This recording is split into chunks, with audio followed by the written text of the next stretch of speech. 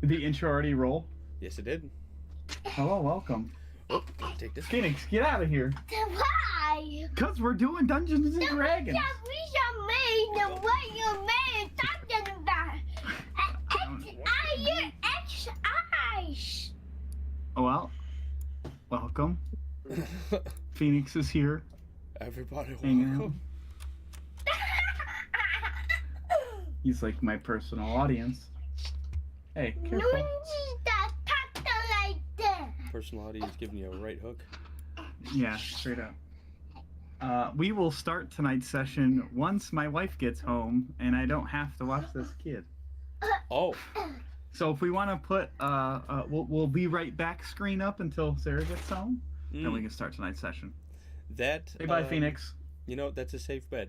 Apologies for the delay, everybody. Oh no, I'm not apologizing. We have lives. You know what? They can He's wait. right. 100%. We will be right back as soon as Yes. life's pause. Yeah, unpauses. Unpause.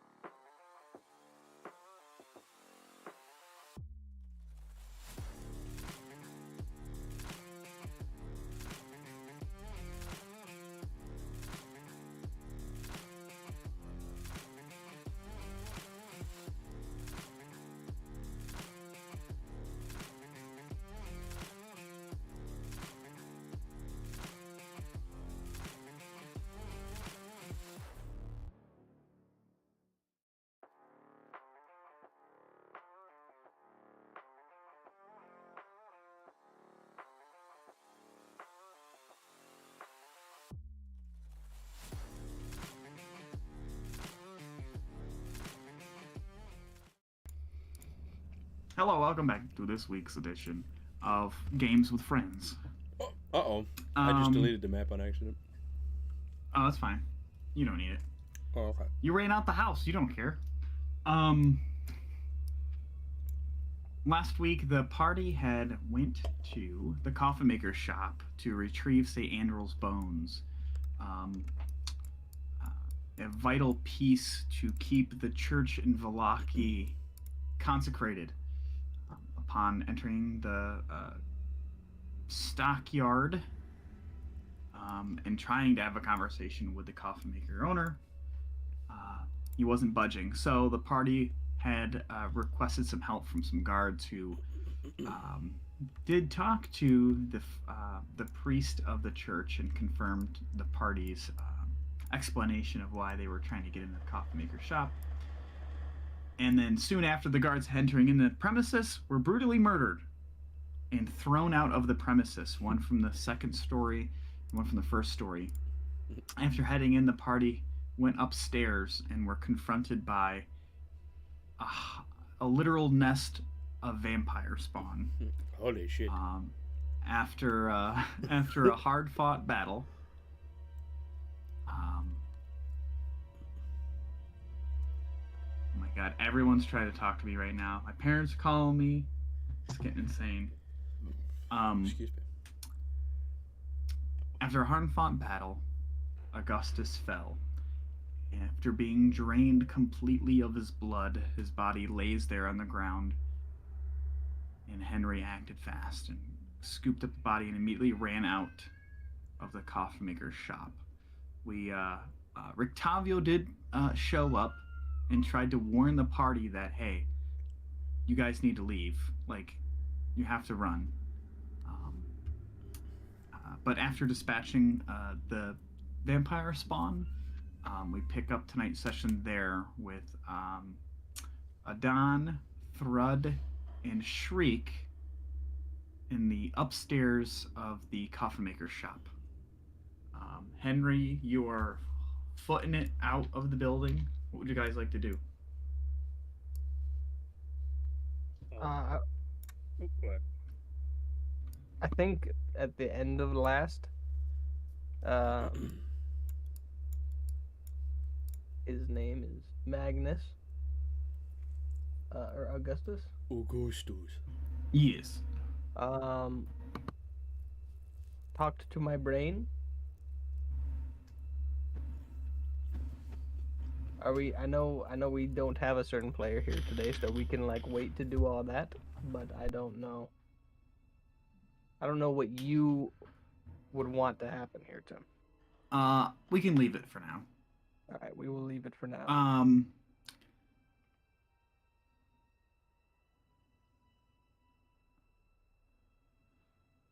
I would say that Augustus communicates to you that he is okay and he is safe. And he leaves it at that. Okay. All right.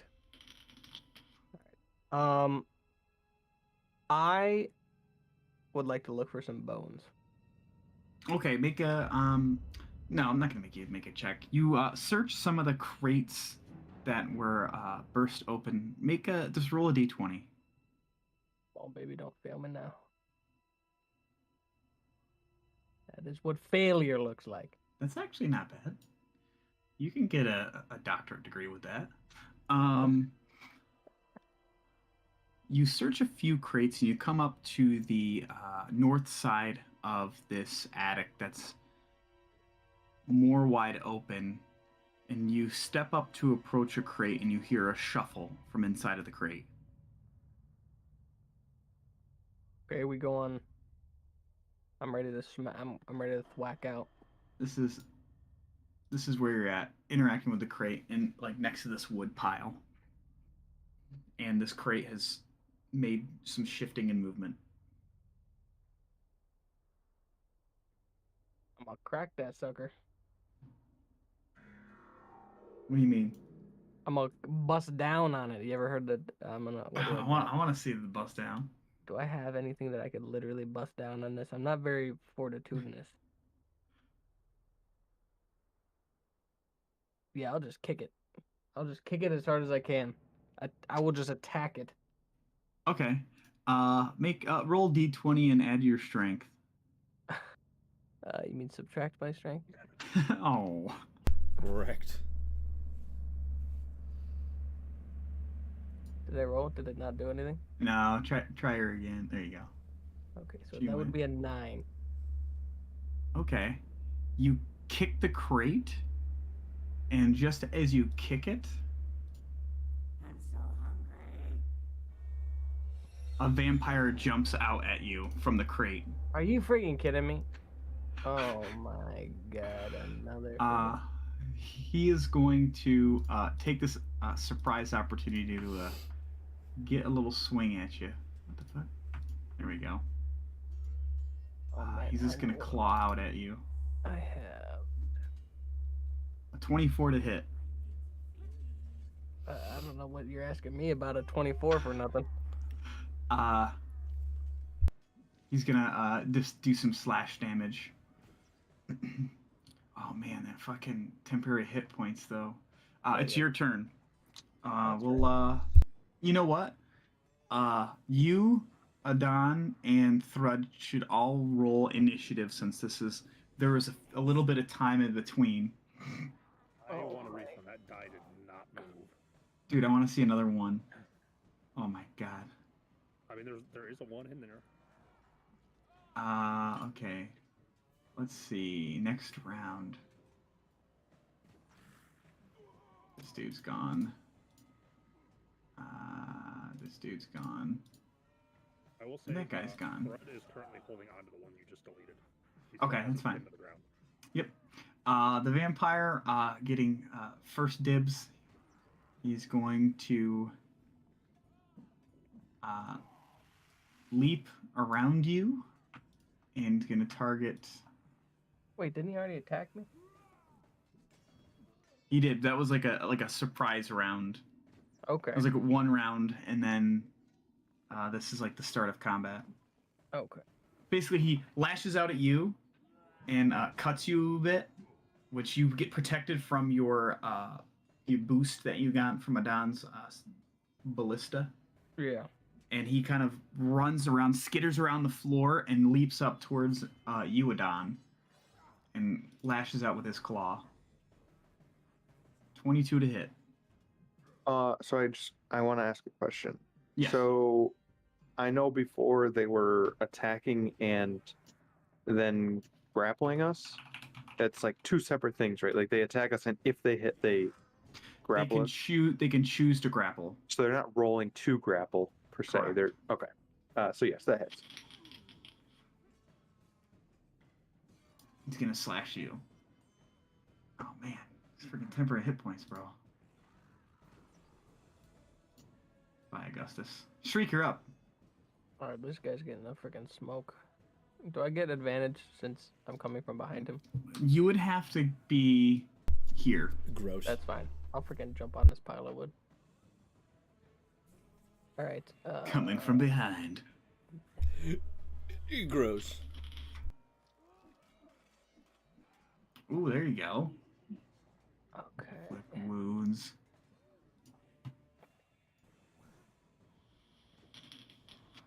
Good This guy. lord.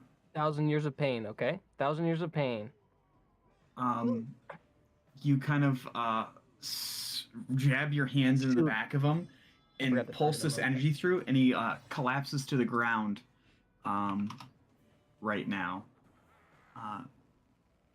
And he's just there at this moment.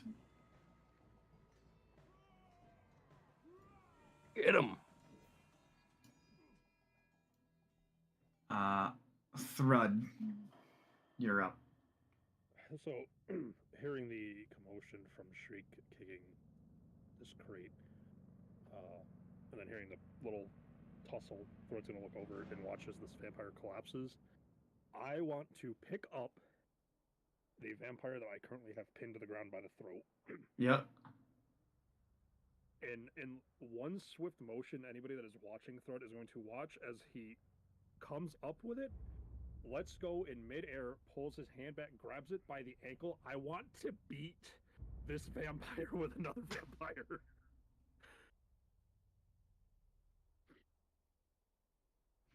Okay.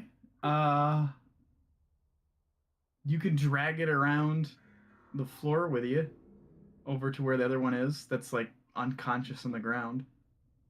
Literally, literally going to like sidestep just enough to move over to where I'm within range of this thing. Yeah. And like I said, I got a hold of the ankle. I literally just want to. Okay. Let's make a strength check with advantage.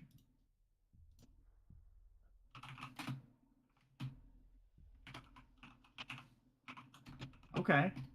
Roll. Doesn't really matter for rolling damages. Okay. So you smash the corpse into the unconscious vampire, and it seems like it did decent damage. As I kind of like make connection with it, Thread is just gonna kind of like let go of the one he was holding, and he's gonna let out a couple of ragged breaths before turning to look at both Shriek and Adon, and just in a low voice that neither of them have really heard from him before, he's gonna out, both of you, now. Don't you mean all three of us? No. I'm a good start. I need you to make a Constitution saving throw. Okay. How's a 23? There you go. Better than last week.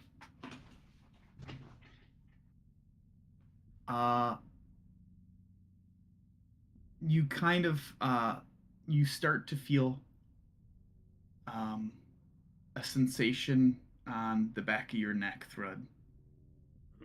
Tingly. I like it. Adon. Next to you is a beaten up body of a vampire.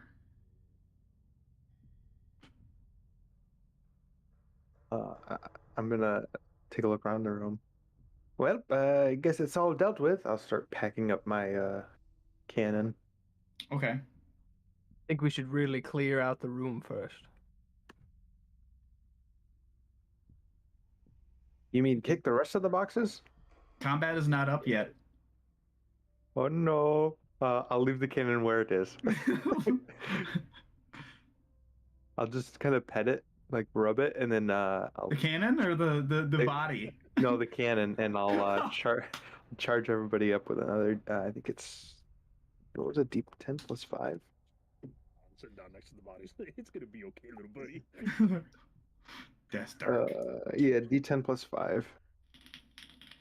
Send it. And Okay, everyone refresh is a 10. Okay, yeah, you're good. And then Shrink I'm gets his gonna 10 back, though. yeah Thank you, Tim, for doing that for me. walk over to the corpse that lays here, one spot to my east, and start checking it, seeing if it's breathing or anything. Nothing. No pulse, nothing at all. Nope. It's like a rag doll. You kind of start checking it for stuff, and you don't feel anything. Freak, can you give me a hand with this? We're gonna take this one with us. Shouldn't we make sure that this is dead first? Would you like to beat it with a box? I don't know what you want me to do here. All right, I'll just take my sling out and I'll just shoot it. Just shoot the corpse. Wait, The is one this that's- this was not a the one- corpse, right? Yeah. This one over here, the one in front of Thread that he's just beating Okay. with another body. You're just gonna shoot it with your thing. Yeah. All right, make range attack. How's a nat 20? Nice. You kind of pull it back. What are what are you using as ammunition? It's magical ammunition. It is it's from my infusion repeating shot. But what did you infuse? Let me see. Some rocks. No. So let me read the infusion. So He's a fucking, If the like, weapon Dragon lacks Ball if the weapon lacks ammunition, it produces its own, automatically creating one piece of magic ammunition when the wielder makes a ranged attack with it. Yeah, but The what is it? ammunition, and it It's doesn't just- say. this is like It doesn't say. a key Yeah, but what do you blast or say it is? something? Oh What yeah, is I it? mean it's just like a metal ball bearing, pretty much. Like a A metal paintball? ball bearing? Yeah, yeah, Like a little Not like a- paintball of magic? Not like a Dragon Ball, but like 1/10 the size. yeah. Just a little. Okay. You let it rip and it hits it and it's like, and it's still there. That's all Like I a got. light. Okay. At the end of your turn, you notice as you're kind of you check the body for a minute. You kind of look up and pull your sling back and let a shot at this body that's in front of Shriek and Thrud.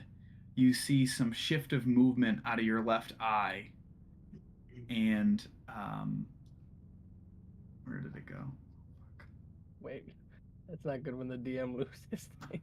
And you see the vampire spawn that was one of the ones that you guys killed start to stand up, and then looks around and jumps out the window. Out of sight.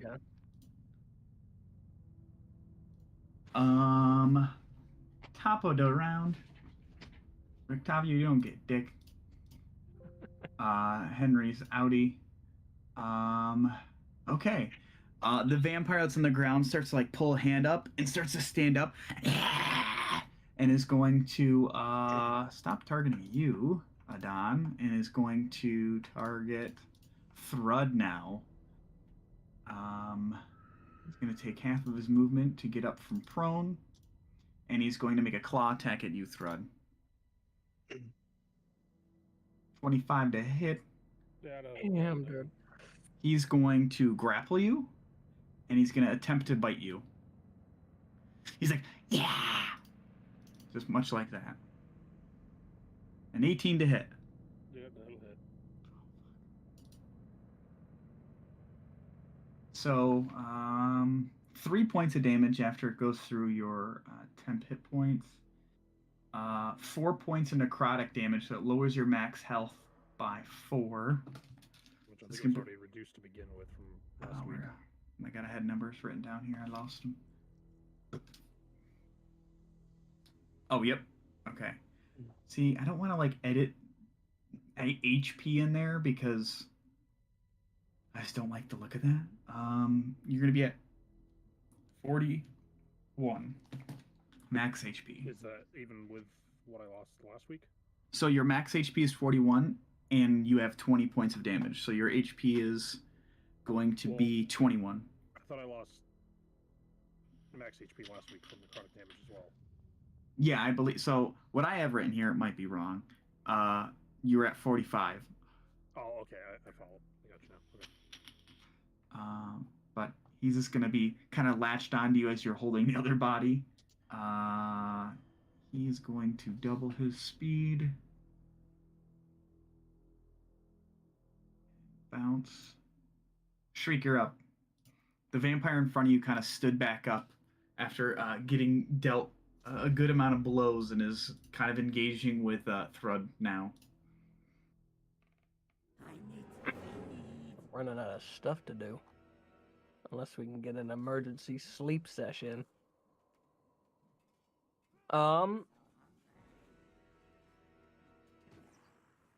You mean like Augustus? Too soon. Too soon. Yes. Okay, I'm just gonna try and hit him with it again. Okay. So I'm gonna target. That didn't do anything. Oh, it did. Is this the correct one? 7? Vampire spawn 7? Yes. Son of a gun. I'm gonna move to behind him again. Okay. Try and mark this fool. There you go. That'll hit. Nice. Damage. Come on. Nice. Fuck. You kind of stick your hands in and it collapses again once again to the ground. I'm assuming I am now ungrappled. Yeah, arms go slack. Gotcha. Loses a grip on you. Kind of watching Shriek walk over and hit it with, and this thing fall to the ground. Thrud is going to kind of shimmy off to the side a little bit, and he's going to look at Shriek and kind of like motion him back a little. I want to take my great axe, and I want to attempt to lop this thing's head off. The one that's in front of you? Yes, the one that has stood up and All right. wants to fight God. Sounds good. Make an attack with disadvantage. Why would it be disadvantage? You are trying to hit it in a very specific spot. Wouldn't it? It's going to be a regular attack.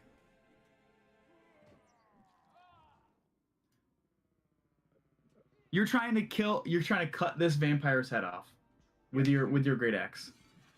I'll give you a choice.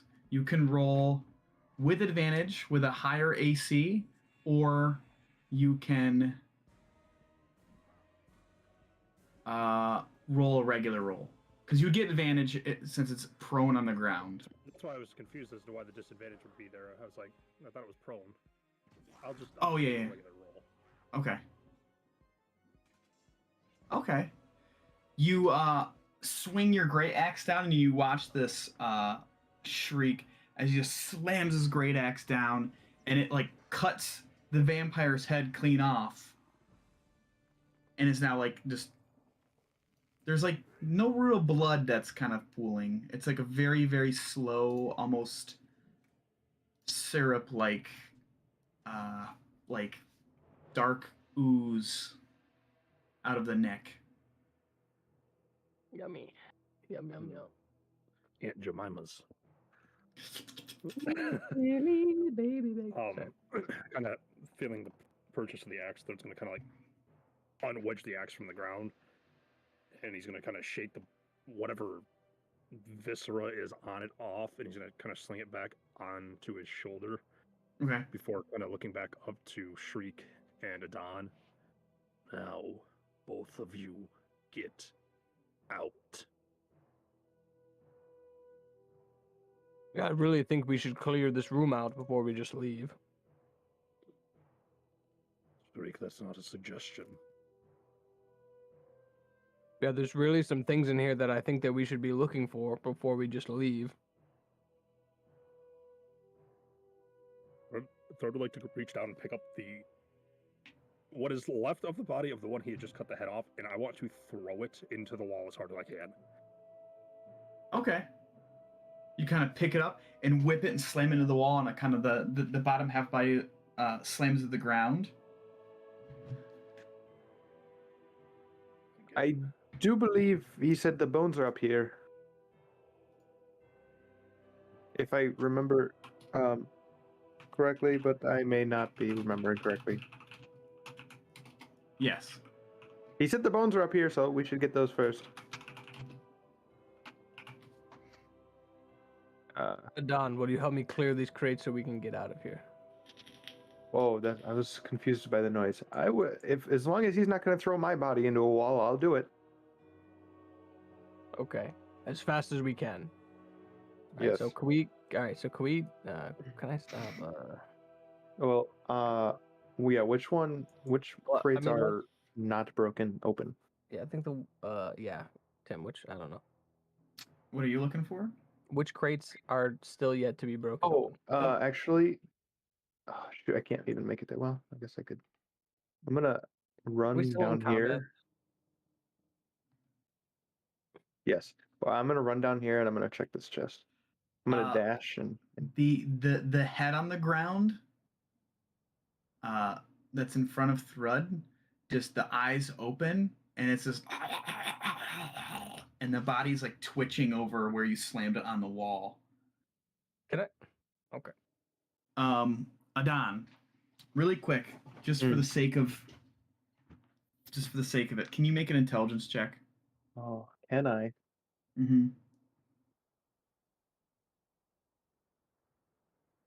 Oh, oh.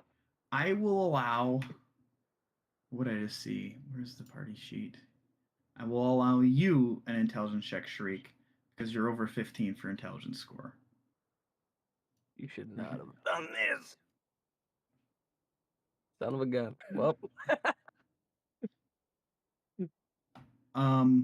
Wait, I'm gonna Kenku recall that sucker. Okay. Yeah. Hold on, where's my Man, that could stuff? have been Thread's time to shine right there. Kenku recall one. You're a smart half orc. I am. I got 13 intelligence for a barbarian. I'm a genius. I cannot. I God, holy crap, brother! We can't cannot. believe this.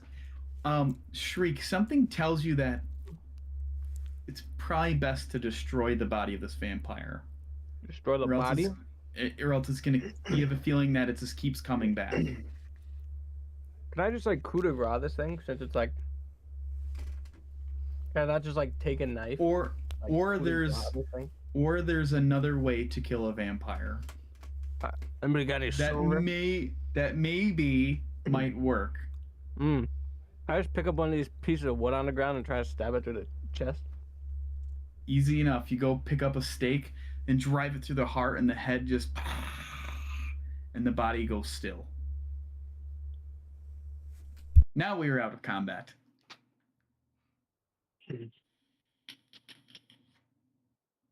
Nice. Okay, Adon. Let's clear out these crates. Well, I think there was a chest in the beginning of the room. I'm gonna go check that first before I open any more vampire crates. I think we should do everything together just in case. You want to hold my hand, or what's going on I will here? just be there with you in case something jumps out of this. Okay. Put your hands on my shoulders while I open this chest. Okay. While they're heading down, Thrud, what are you doing? Oh no. Thrud is going to just kind of watch the two of them from over. I'm assuming that's just like wood on the ground right there below me. Yeah, it's like all of this is like scrap wood and pieces of wood to create coffins from.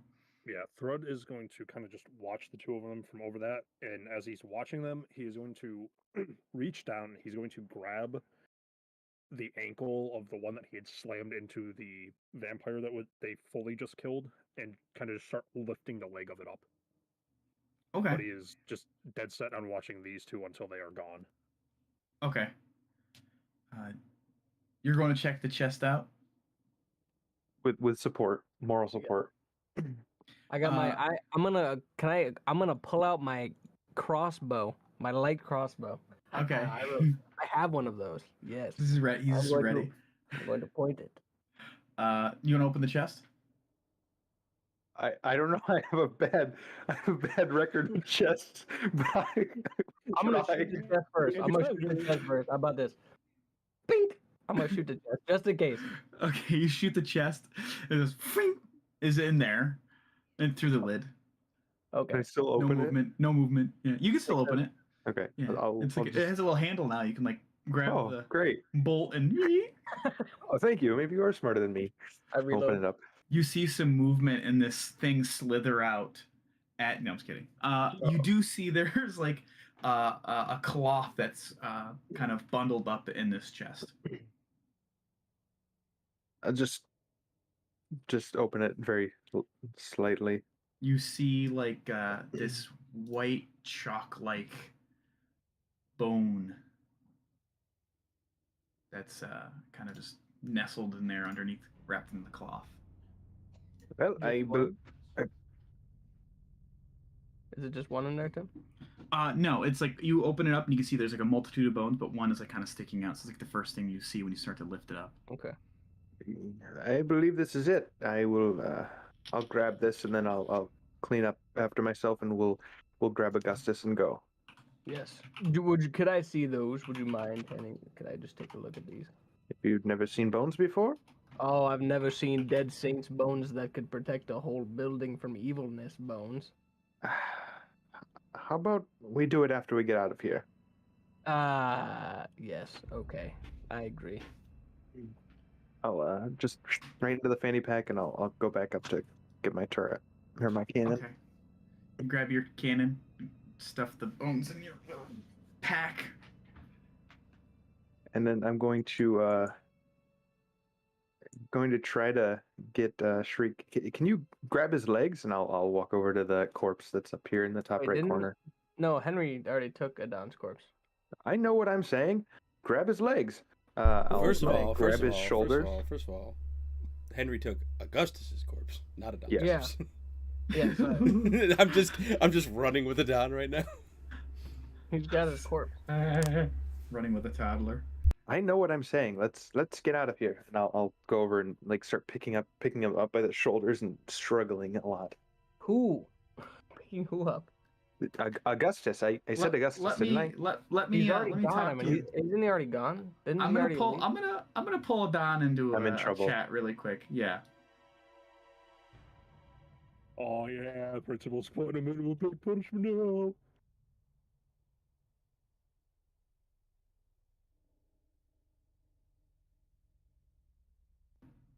I've hit my head. Anyways, At some point during this fight, I don't know what I'm talking about.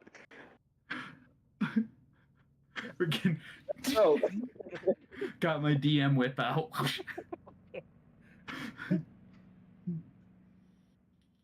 So what are you doing it on? You had found like 3 gold pieces up here amongst the corpse when you were looting earlier. I'm grabbing my turret and I'm leaving. Okay. Shriek, what do you like to do? I've looted enough for today. He's like, come grab this body. You know what? Never mind. Yes, I am just interested in making sure that these bones are these bones. I've got a stress migraine. I don't know. Adon's been lonely in Barovia. That's people's the size of dinner plates. Sniffing some of that purple dust. Oh god. Yeah. The spice. So you guys are heading downstairs? Yeah. Henry, where are you at right now? You had left upstairs with Augustus's body. You are now somewhere outside the building. Or out of the attic, I should say. I am running as fast as I possibly can to the closest apothecary that I remember seeing in town when I took my trip. Okay, so you're just Audi 5000. I am, if I can't find it or if I can't remember where it is, I'm asking every person that I come across, or I'm shouting for help. So can I remember where I saw the apothecary or any sort Oh of... yeah, for Okay. sure. Yes. Where is the map of Valaki? Whoops. Areas of Valaki. I'll share the screen for you guys too. Oh my gosh, so small. So, you guys head downstairs. Thread, what do you like to do? Once the Thread's gonna kind of like stand there for a minute and wait until he doesn't hear Shriek or Adon in this building anymore. We are not leaving the building yet. We're just downstairs, by the way. Okay, well, what he would perceive as maybe Yeah. you guys leaving. I just wanted to make sure. He's going to take a minute and he's going to stand there, and if anyone was in the room, they would audibly hear the sound of the bones breaking in this vampire's ankle as Thrud just crushes them. I would like to burn both instances I have of rage left as Thrud just his emotions overtake him. And I'm just gonna grab this thing two-handed and I'm gonna turn and slam it into the wall.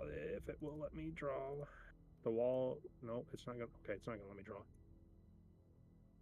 Just above the pile of wood behind me. I'm gonna smash it into that wall, and I'm just gonna let all the momentum carry all the way through that wall. Like I'm ripping a hole through this wall. Okay. With this thing, and as I come through, I'm gonna let it just kind of fall to the ground for a minute, and Thread's just gonna look down at the ground, just veins popping out of his arms. I swore this would never happen again. I said I would never lose another. And he's gonna reach down and he's gonna just grab the jaw and the back of the head and just rip the jaw right out of this thing. He is just furious that Augustus has fallen. Because he is 100% having flashbacks of his mercenary group dying in front of him. And it is tearing him apart currently. Like, he is absolutely obliterating this body across this room. Okay. So your temper tantrum, your anger overcomes you. You guys downstairs, Shriek and Adon, you hear like a lot of commotion and slamming and crushing and breaking of wood upstairs. Heard that.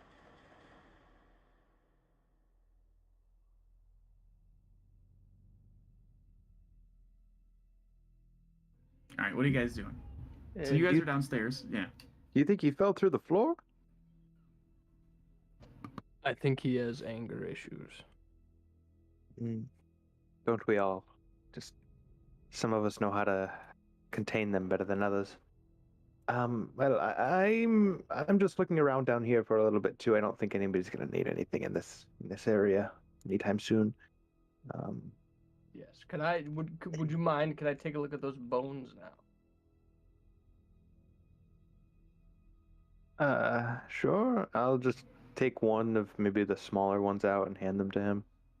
Grab what looks to be like one of the like a finger bone and hand it over to him. Here you go. Is it like my size finger bone or like a human Like a size? human size. Human size. Okay. There's like a skull that's wrapped up in there as well. Yeah, just the finger Like a bone. partial rib cage. Yes. Okay, yes. I take this and then I just run away out the building after Henry. Okay. So you're booking it. Yep. Adon. I just look down for a second and well, okay, and I'll just loot the bottom here. After seeing him stab the body, I am gonna try to look for a little bit of wood, maybe some longer pieces and some shorter pieces, couple maybe 6 inches long or so, and then some longer ones, couple feet long, if there's anything like that. I don't know. Yeah, there's down here in like the workshop area. There is like some pieces of longer, like a foot, 2 foot. Probably big enough. It probably looks like a huge spear in my hand. So Yeah, it's pretty big. yeah, It stands up probably about as tall as you are. I'll take a couple of Maybe a little those if there shorter. are a couple. Yeah, there's a couple. They're about like 2 inches wide. Or are you looking for planks? No, not planks. Just like skinnier pieces. Yeah. And then any metal stuff. There's plenty of nails and stuff. As much as you can carry. Oh well, you know how much I can carry. I'll take. Let me see. What did I get last time? There's like 20 pounds of nails here. Oh, A shit much? ton. how much can this hold? 15 pounds. All right. I will take What are you referring to? my fanny pack. Oh, weighs 15 pounds. Excuse me. Hold up to 500 500 pounds. I'll take them all. Okay. And yeah, I mean that's pretty much it. Unless there's anything else that catches my eye, this is special. But There's I- some other I like just- woodwork. There's like a set of woodworking tools. you can see, I don't think I have those. Yeah, I'll take the woodworker's tools. You're just robbing this guy? Oh yeah, I don't care. Word? Man had vampires in his ceiling. I don't care. Attic, whatever, second floor, whatever you call it. If he needs him, he'll come ask for him back.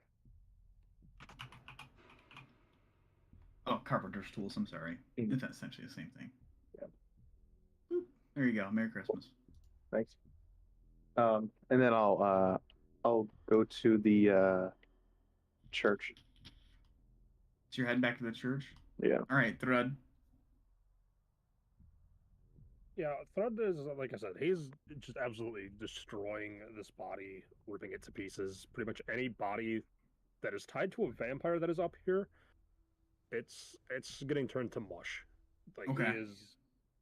he's in a rough spot right now. Like he's coming out of this, he is going to be covered in Gore. absolute viscera. Like this place is going to look like a bomb went off in here by the time he's done.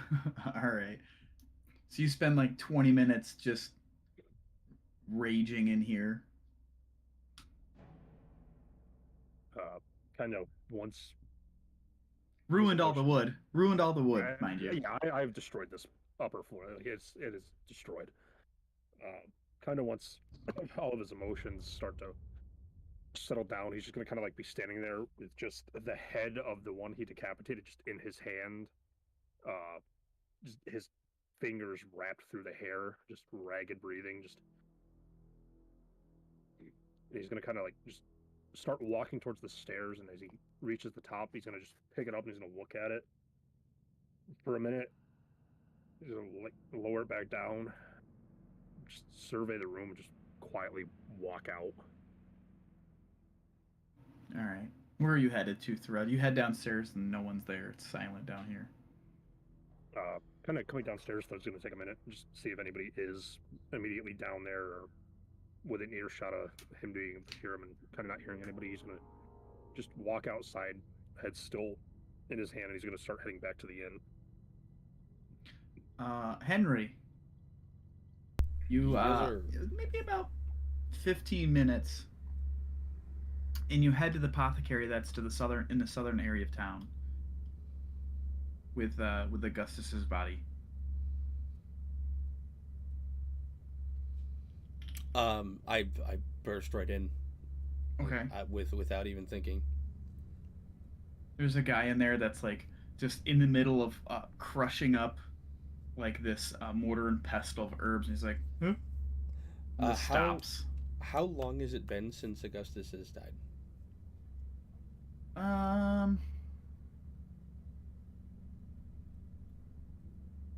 Probably about 20 minutes. So I will I'll burst in and like a sweaty, just like frazzled mess, and look at him and just say like, "Can you bring someone back from the dead? Please." Really, I don't. I mean, I'll find like the closest like table or bed and just like lay him down. okay. He's like looks at you and he's like, sir, don't really have capabilities to do that here. Well, then who does? Somebody, please. It's not Anyone. really. Is your friend dead? Yeah. Why would I be asking if you could bring someone back from the dead if he's not dead?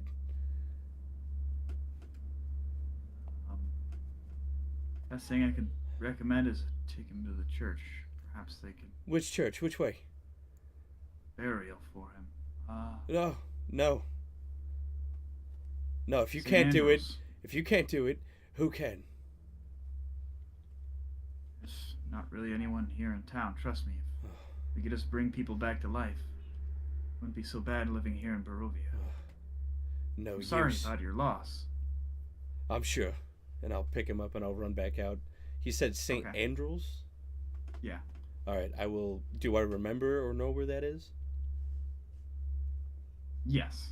You walk by. It's the only church in town. Okay, I'm gonna pick up where I left off, just sprinting as fast as I can through town.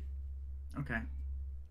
You sprint and make your way. It's only like a minute or two run to make your way to the church.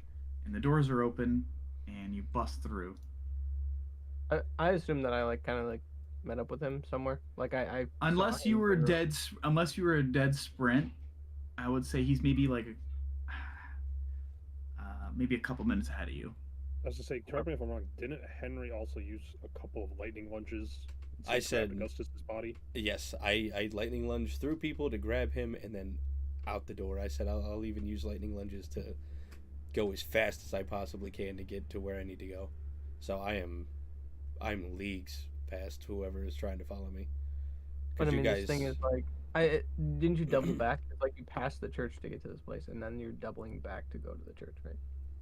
Yeah, but I was only I left. You guys stayed in there a couple more minutes. Where's yeah? I got to the apothecary. I talked for maybe less than a minute with this guy, and then right back out. Okay, no, that makes sense. Yeah, because you guys are in the you guys are leaving from the eastern part of town, from where the coffee maker shop is, and then the apothecary is about midway or no, it's pretty close to the church, and then like you're like maybe like 5 minutes out from catching up to him. Could you? Uh, Are you able to yeah, I'm mark on the the way to. church on the map by chance? What? Are you able to mark the church on the map by chance? There he is. It's the West Mark. Yeah, it's the west arrow. I thought that was the orphanage. No, to see how that in the back there's like the graveyard and all that with the fence on it. This one here is the orphanage. Oh, right- you're right. right You're right. You're there. right. You're right. You're right. You're right. Yeah. You're right. Yeah, my draw tool doesn't work anymore. So See, that building is shaped like a T for orphanage. yes, No, for the orphanage. for the orphanage. Okay. Um. Yeah. No, I'm just in another dead sprint, getting back to Yeah. the church. Yeah, you make it to the church first because everyone else is leaving and heading either to the inn or heading to the church. But you busted into the church first, and Father Lucian's in there. He's like, "Have you returned with the bones?" The bones I have are already in the body. I need help. Bring him over here. And he kind of points over to one of the pews that's closer to the front, like the front pew. I'll bring him over. I'll lay him down. He like walks over and like puts his hand on Augustus's chest, and then his forehead, and then kind of like checks for a pulse, and then he kind of lowers his head. He's dead. No. No, that can't be. There has to be something we can do. We can give him some dignity in the afterlife. In the morning, Lord. No. I can say a prayer for your friend. No. I can't It's lose okay. another one. It's okay. This happens more often than you think here. As he's getting more and more Life worked is- up, sparks of electricity are just coming off. He looks over it and he's like, "Calm down, boy." No, I can't. I can't lose someone else. I'll take both my fists, and with the charge of electricity, I'll just like, I'll give him a solid like whack right on the chest. It's like, wake up! Oh, I thought you meant Father Lucian. Yeah, just absolutely just. No, I'm talking about Augustus. You kind of smack the chest, and he's just like, just the body raises up a bit. I'll try to channel more electricity into my fists. Damn it! Wake up! Make a Constitution saving throw.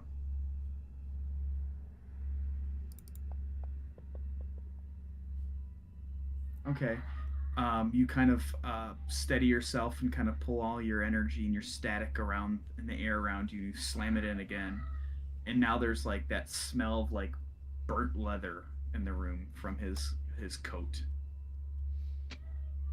Damn it! Why won't you wake up? Please. Please.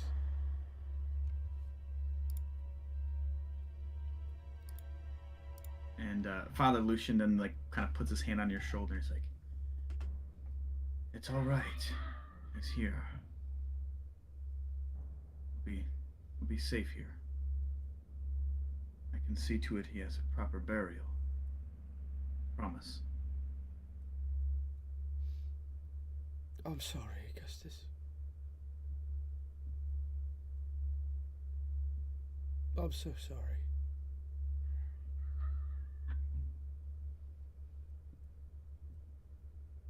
And I'll just stay with him for a couple of minutes. Okay. Shriek, you arrive at the St. Andrew's Church. Oh, I went to the apothecary because that's where he was going. Okay.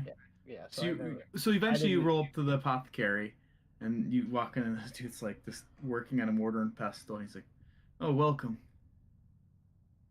I just like look around, and I don't see him there. Can I help you? And then I just walk back to the friggin' what is it called, the coffin maker's place. Okay. This poor apothecary, man. It's literally the cat from Avatar. That's I weird. realize that I'm in my Kenku form, Mm-hmm. and yeah, it would just be too much to explain. So I just keep walking back. I This- find a convenient alley to humanize myself. Okay. Yeah, that's fine. Yeah, this poor man just grinded up some sage. And then I'll walk. Can I walk It's back into the burning. apothecary? I'm gonna walk Eat back. little birds. You return. You actually cross paths shortly after that with Adon, who is making his way to the church. Do you say hi or just keep walking by him? Oh no, I meant I went back into the apothecary once I humanized myself. Oh, okay. Yep. Okay. He's like, oh, hey, there's some strange folk around. Yes. Did you see a man with did you see a rabbit man with a blue man? Did they come in here? In fact, I did. And then I seen a bird man. Very strange day. Not stranger than mine. I can I show wonder you. what's in this. He like picks up the bone, sniffs it. He's like, licks like, weird. Sets it on the table. Gotta check my supplier. Do you know where they might have went? I sent them to the St. Andrew's Church. He said his friend was dead. Thank you. And then I just turn around and walk out to the. No, oh my god. I wasn't gonna buy anything. Yeah, so I just start walking back to the church. Okay. We'll put a little pep in the step. I'm not like full on sprinting, lightning lunging, friggin' blink dashing, but I'm briskly walking. Trying to make it to the bathroom to pinch one off. Like you're just like Oh, you're yeah. not running, but you're cruising. Yeah, we're cruising. Adon and Shriek, you guys arrive at the church around the same time. Ah, yes. I think I went to the apothecary and they said that he went here. I think he's pretty desperate. If you don't give me that bone back, I'm going to be giving you a different finger. I just open the door and I keep going. I just don't walk inside, ignoring what he said. Okay. You head inside. You follow him, Adon. Yeah. Okay. You guys approach and you can kind of see up in the front of the this center room here, the place of worship. There's like a row of pews on each side, and you can see Father Lucian kind of standing there looking down at a pair of ears that are poking up over top the pews that you guys can see. Well, you probably can't really see that well, Don, but Shriek, you can kind of see the couple familiar ears that are kind of up there with Father Lucian. I have just remembered something. I left something back somewhere. And then I run out to go to the apothecary. I'm going to try to trip him. You try to trip him? Yeah. Okay. I would say make competing dexterity checks. Dexterity? Oh, you son of a gun. Are you kidding me? That dice looked like he rolled a 4, and it's like, It I'm did. just going to give him a It did. 19. Alright, I'm gonna use my last Kenku recall. Oh, no. To try and not... Oh, no. He's trying to remember how to hurdle. Mario, From past jump life. over my leg. Boing. Come on now. Well, that didn't work. The last time you did it, you rolled a 5, and then you rolled a 6. Dude. Well, there you go. Now I rolled Kenku a 6. Recall's cursed. You try to like you run and then like not so much sticking a leg out, but Adon just kind of puts his whole body in front of you, and you kind of trip over him. I walk over and I get down on my knees and I just wait. Alright. But he Now just that I've falls. embarrassingly tripped and fell, I would like to get up and still walk out the door. As he's down and like going to get himself up, I'm gonna try to grab the finger if it's still in his hand. Oh, it's not in my hand. Okay. Well, fine. Play dirty then. I will. I'm going to get my magic hand, my mage hand, Oh, okay. and my mage hand's gonna give him a little pat down, and I'm going to hold. Please hold. I can't read. Use my telekinetic ability to just keep pushing him into the ground.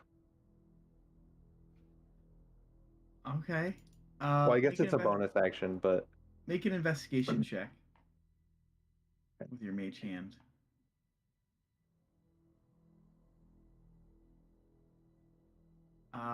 It's in one of the pockets in his like clothing. I'm gonna There's nothing that I can do to stop him from doing this. Just because I tripped, he can just do whatever he wants to me. just wait until after I get the finger bone. He's got to get his whistle out. Like, could I do something?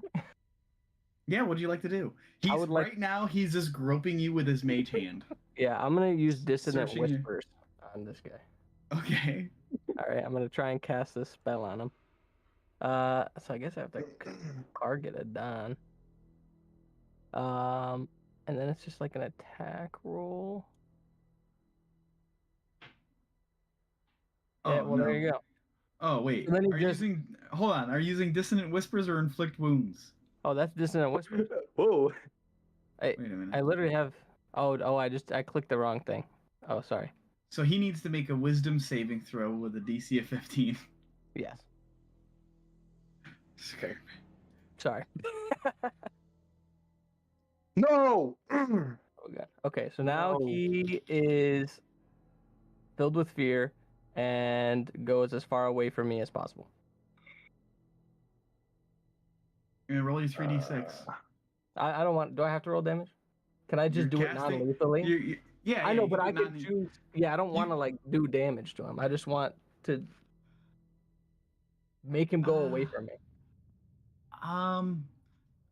I can say you could pull your punch Okay, and make him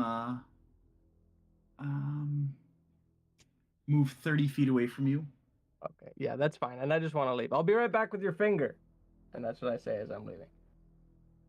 I left it somewhere. I'm gonna go get it. And then I just run to the apothecary. Are you following him, Adon? I can't. I'm feared. I have to move away from him, right? Yeah. So I can't. Well, technically, couldn't you follow him? You just wouldn't be able to get within that. Whisper, space for time. the target must make a. It's only like a one action thing, so like he moves 30 feet away from him, and then it's not like he's feared. I'll The just creature doesn't move stay into here. obvious dangerous ground, such as on a successful. I'll just Yeah, stay it in the says- church. The target must move as far as its speed allows from you. Yep. So he kind of like runs further into the church, and after hearing all the commotion, Father Lucian goes, "What's going on up there?" As you're leaving, Shriek. That funny man, he stole a finger. Excuse me. Oh, sorry, Father, whatever you are. Well, here's the bones, and I'll reach into my fanny pack and start pulling out the Yes. bundle. You can't be serious. And he kind of runs over to you and reaches out to grab them from you. He said he forgot the finger somewhere. I don't know. Hopefully Wait a he'll be minute. back. I don't know. What do you mean? A finger bone. What about it? You took it? One of the bone from this? He stole the bone from you. Oh, yeah. I think I would call it stealing. Yeah. I mean, I did voluntarily hand it over, but I didn't think. Is he bringing it back? All right, I'll Maybe. get the guard. Here, give me the bones. And he grabs it from you and sets it and walks over towards like where the podium is and like sets it there for now. He's like, "Can you do me a favor? And you too, sir." And he points to you, Henry. "Don't let anything happen to these bones, or else you're going in the stockade. I need to get the guards." And he's 98% of them, you douchebag. Problem. He's like, "Watch over this, and if you lose them, your ass is on the line." So he leaves to go find some guards. Thrud, Yes, sir. you went to the Blue Water Inn. Yes, sir. Okay, you arrive at the Blue Water Inn. You're right outside. Dumb question: has anything happened to the head of the vampire that I am holding? Because I'm assuming it's still kind of like daylightish time out, if I remember correctly. It's like daytime, but Don't you take this pizza? oh, That one's not spicy. thanks for the not spicy pizza. That one's kind of spicy. Oh, it is. But not too Fair enough. Fair. It is kind of it's daytime, but there's no like sunlight. Okay. So, like, no visible changes or anything in the head. Nope. Okay. It's still like kind of like it's a little bit shriveled up from like the blood loss. Gotcha. Thread is just going to go up the stairs to where the rooms are, because that's on the outside of the building, correct? Yes. Thread is going to go up to the room that he has with Henry, and I believe Shriek was in there with us. And he's just going to kind of like sit down on a bed for a minute. He's going to be holding onto the head, just looking at it. Okay. And he's going to take a couple of moments and just kind of try to sort his emotions out before everybody else shows up. And as he sits there, he kind of has another flashback to his time before the Lord's Alliance with his mercenary group. And in just a quick kind of like burst of anger, he's going to stand up, and as he stands up, he's going to switch the head from his right hand to his left hand, and he's going to kind of like toss it in the air, and he's going to reach down and grab one of his hand axes and just whip it at the head to try to impale it into the wall. Okay. Easy enough. You kind of whip it, slams into the wall. And it's just kind of like fall to the ground on his knees, and he's just going to like kind of hang his head, and it's like just tears start falling from him.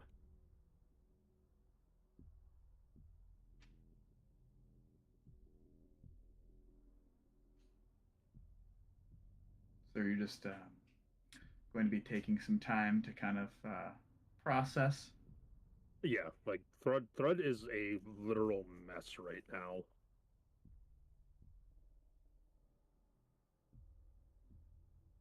Understood. Shriek, you arrive back at the apothecary. You got any bones in this place? You kind of walk in and the guy is like, Hey, you can top see- dollar for any finger bones you have. We have some like wolf bones we use to grind up powder for joint pain. Not like human finger bones. No. Nothing like that. Do you know what I could get something like that?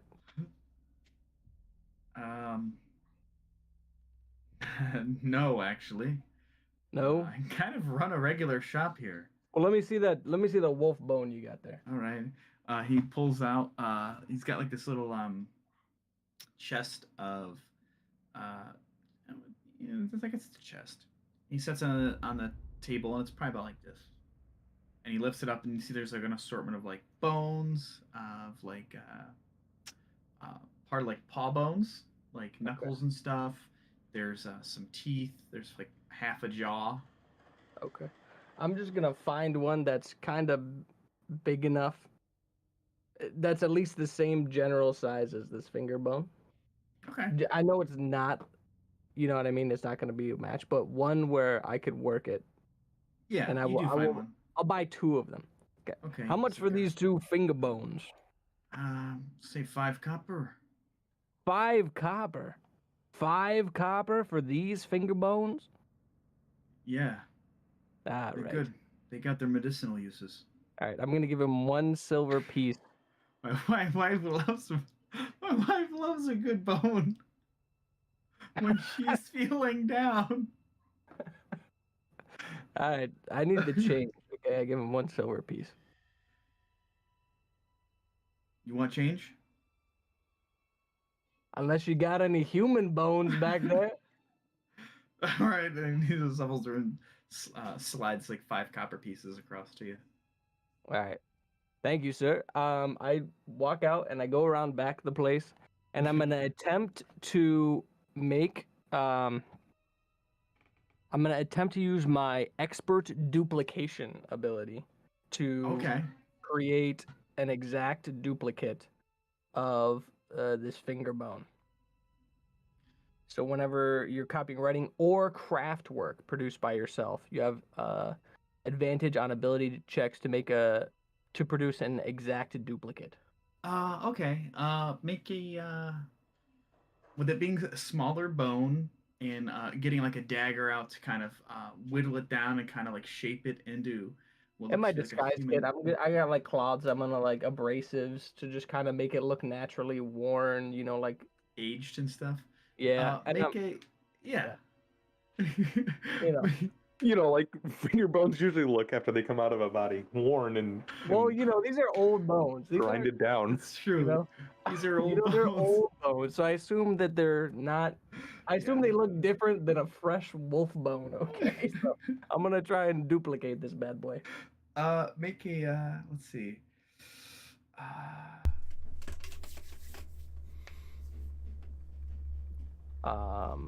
Roll a. Let me see skills. This is an interesting one.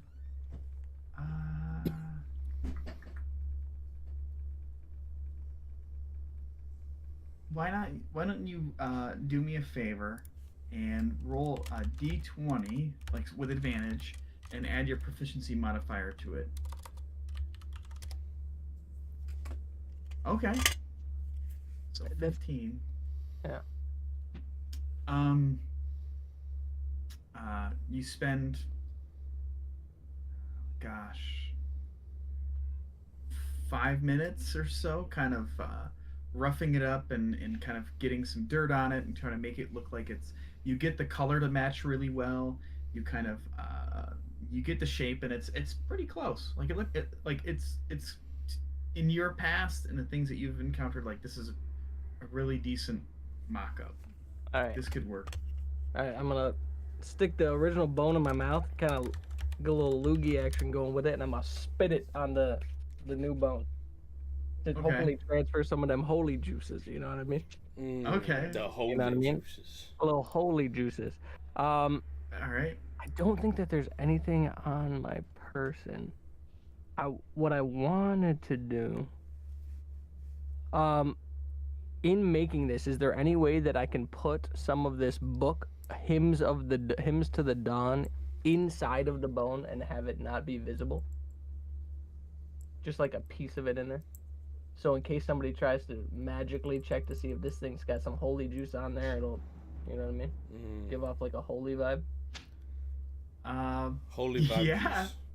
Yeah. All right, we'll do that. We'll rip off a little piece of You it. kind of rip off a bit and you kind of throw it in your mouth and kind of chew it up a little bit and you like rub it into the top of the bone to make it look like it's part of like maybe like the aged cartilage. Yeah, there we go. And I'll use some of my I got my disguise kit and everything. So I got some stuff in there so that I could use to keep it, make it look good. All right, and then once I'm satisfied, as long as it's good, right? I have a second bone. Do you think I should use the second bone? Or it's good enough? I think he stepped away. I think yeah, sorry. My son was crying. You're good. He broke his whoopee cushion. Oh no. The travesty. Yeah. All right. Yeah, you spend the time to like you use the kind of the spit wad from the hymns of the dawn to kind of rub it into the top, and like it looks like part of like the cartilage that's kind of like aged and kind of part of it. All right. So I'm gonna take the bone and I'm gonna swallow her, the original. The Swallow OG her up. bone. OG Okay. bone. Swallow her. Okay. Put her right Done. down. Okay. Make my way back to the church. You get maybe I don't know 20, 40 feet away from the apothecary, and you meet up with nobody. Oh wait, no. Weren't you heading to the apothecary to find him, Adon? No, I was just threatened with the stockade if I left. Oh these yeah, bones. yeah, it's true. That's true. Oh no, the dude, the chief dude. He said he was sending kinda a guard. coming out. Yeah, I was trying to get.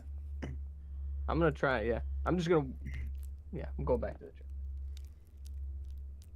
Okay. You arrive back. You walk up, and then you can see at the front of the church Father Lucian talking to a guard. Oh, Father Lucian. He's like, I'm gonna "What try the- and hail him.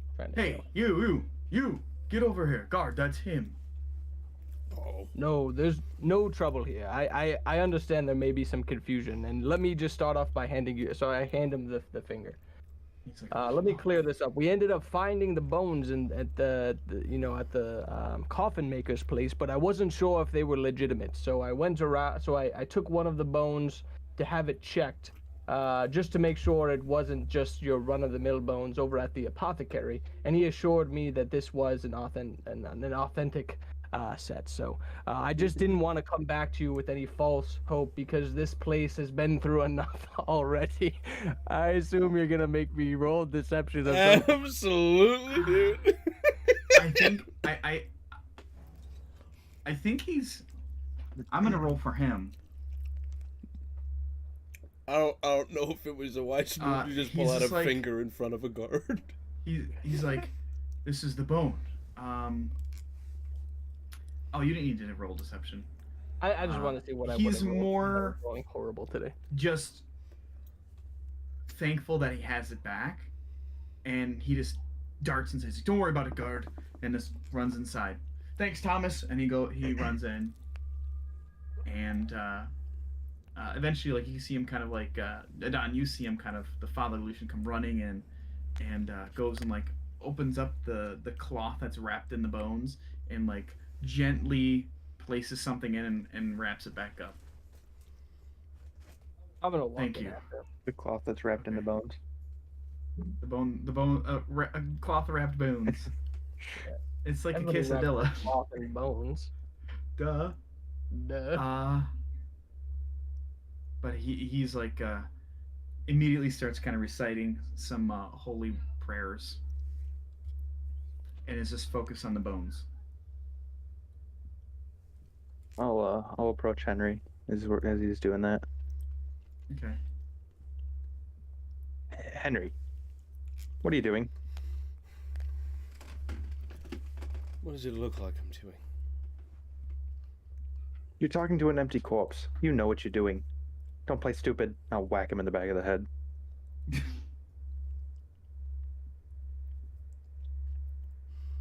I know what you are. You know what I am. We know what he is. Let's go. It doesn't change anything. Merely a vessel. Maybe to you. Is anybody else in here, or is it just me and Adon? You, Adon, Father Lucian, and Shriek. I'm kind of talking quietly. Like I don't want them to really overhear what we're Okay. talking about. But I mean, Small if they're voices, close, they little can. kid voices, Yeah, we're lower we're decibels. hiding. I'm gonna like group call these two mentally. I'm gonna do like a little group chat with me, Adon, and Henry, and say, Before Henry, you need to listen to him. before I he don't does think that, you understand what is going on here. before he gets into my head, like after Adon spoke to me, I'll look up to him, and my eyes will glaze over black, and I'll look at him and I'll say, "We're not all the same."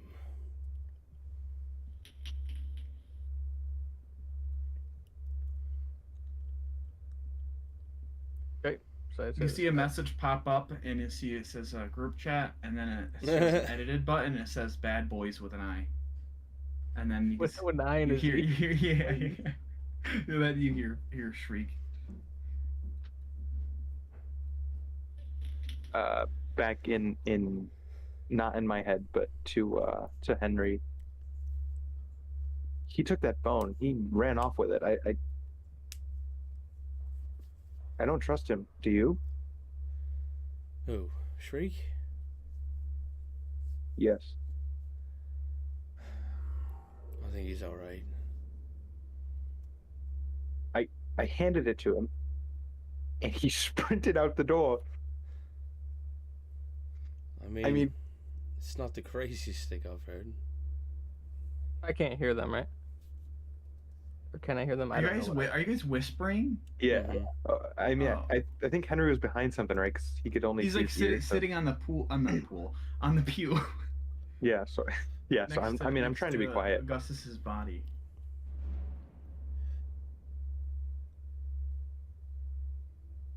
Yeah, it's just between you guys right now. Yeah. Unless you're walking right up Shriek too. Yeah, I mean, I was It's wa- yeah, I was fine, walk- I was walking towards them It's when I like the place of worship. I don't know, what do you call that? What do you call that section of the church where it's just the all the pews and stuff? Or is there not The a word for it? sanctuary.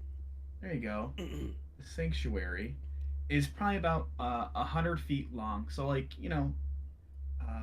you coming in, like you would be able to hear them whispering, but not being able to quite make it out yet as you're kind of walking up. Heard that. as soon as I can, You are getting closer, and you'd seen them, and you kind of pinged them with that question or your speech, your Mhm. group chat. as soon as I can feel him behind us, I'll just like. No, you guys are okay. So let me kind of paint a picture. You No, guys are by the pew, and you can Mhm. see Shriek walking. Mm. You don't have to feel him or anything. I see what you're saying. What if I want to Okay. feel him? I don't know. I don't know the terminology here. Shrek, come here. I want to kiss you right on the mouth. Mwah. Whoa, the bird mouth. Right in the Apparently, beak. human mouth. Yeah. You can kind of you see him coming. Is it like is it like an illusion? So like even though you don't have a beak, it's still there. So if someone like comes within beak range, it pokes them. No, I don't think so. I think it's yes. He changes form. Yeah, so I changed form. We were just walking around and like you turn in a crowd and just whack someone with your beak on accident, but there's nothing there. Dual personalities.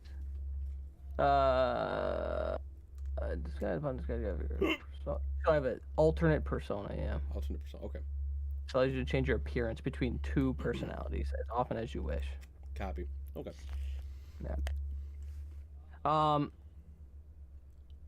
Yeah, so I'm walking up to them and I say out loud, I'm sorry for my haste, Don. I just had to make sure these bones were authentic before we handed them into the Father, whatever his name is. I forget his name. Father Lucian. I didn't want to get his hopes up if we just had run-of-the-mill human bones. But I had them checked, they are real, and I returned the bones, so you should be sated at the very least. Henry will wipe his face with his sleeves. Just wipe the tears out. Fur's just a little wet on the face. And he'll stand up, he'll dust himself off. Father Lucian. Yes. Kind of stops praying and turns. Yes, my child. I will.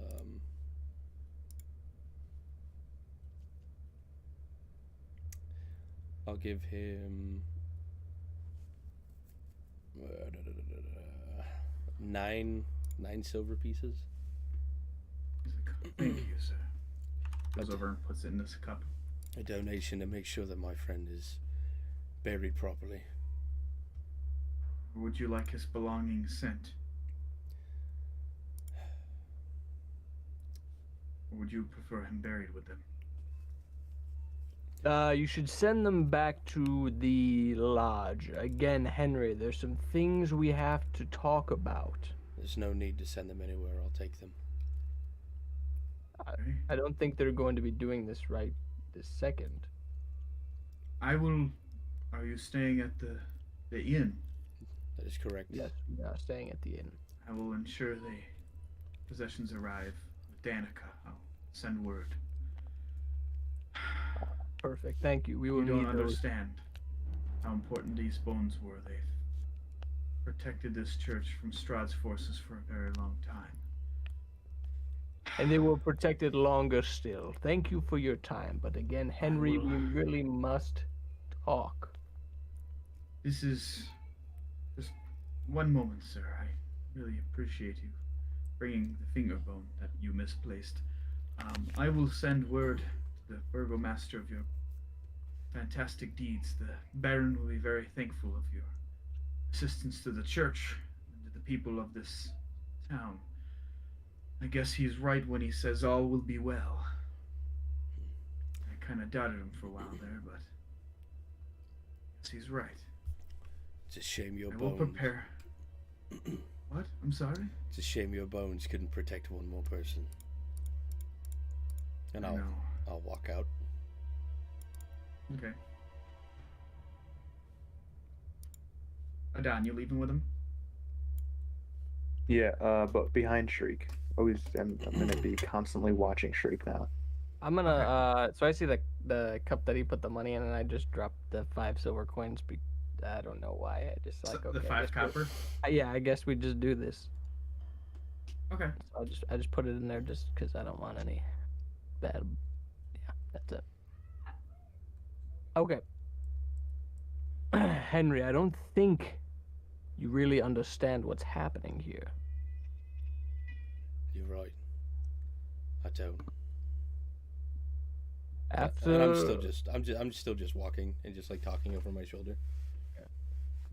and I'll grab him on the shoulder and I say, Henry, what's You Augustus isn't gone. You will feel a spark, like a little shocky, like a little zap. 9-volt battery on the tongue? Yep. A little static. Okay, all right. Mhm. That does not stop me. Good. Augustus is not gone. You'll see one of my ears twitch. My head will turn over my right shoulder. I don't know exactly how or what enabled this to be, but after Augustus had passed, he spoke into my mind and said that everything is okay and that he will be with us soon, but he cannot say when. I do not know how. I checked his body myself. There was no soul or consciousness attached to it. There is nothing that inhabits that form any longer, but he is still here. Not right here, but he is still in some form alive.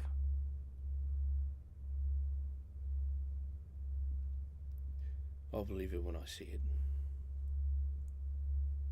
And I'll continue. And it will be a happy day when you do. But just until then, do not lose hope.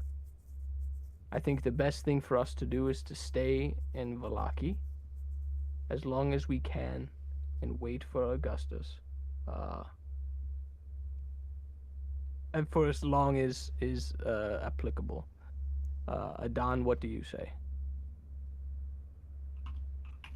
I just keep walking. He says nothing.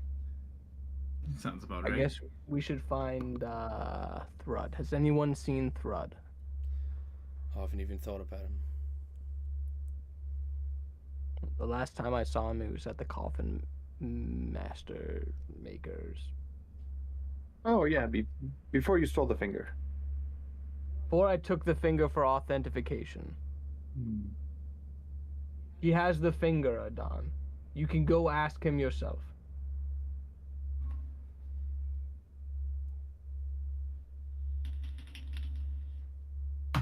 You guys are headed back to the Blue Water Inn? No.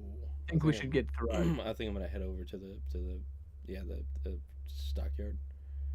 I believe we still have a dinner tonight with the mayor.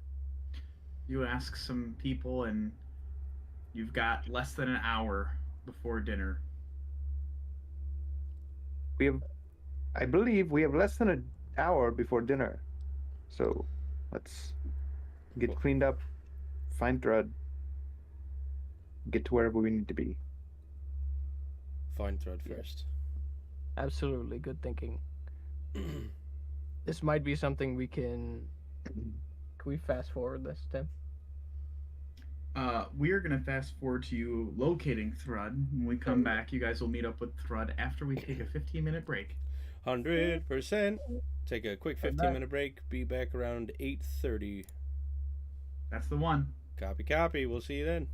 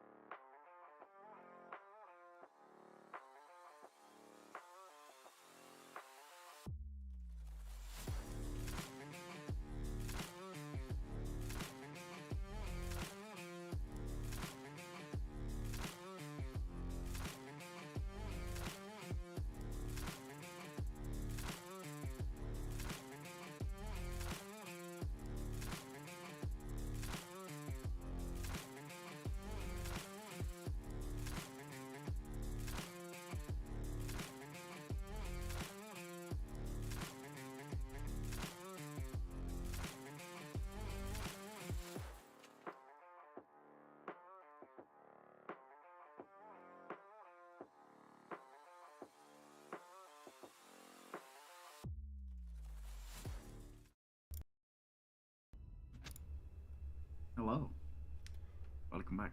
Alright, So, I'm you back. guys all reconvene at the Blue Water Inn upstairs to meet up with Thrud, who is visibly not okay.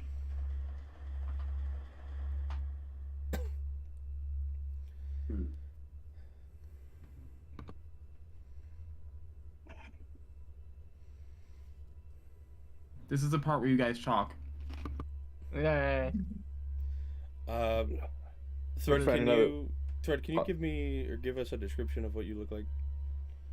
Thrud is just on the ground on his knees, just like head facing the ground. He is unaware anybody is even in this room with him right now.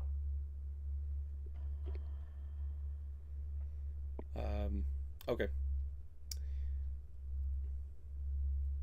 You'll just Henry will come up. He'll take one good look at you, and he'll just sharply say, "Captain." Not even a slight muscle movement out of Thrud. Like he is.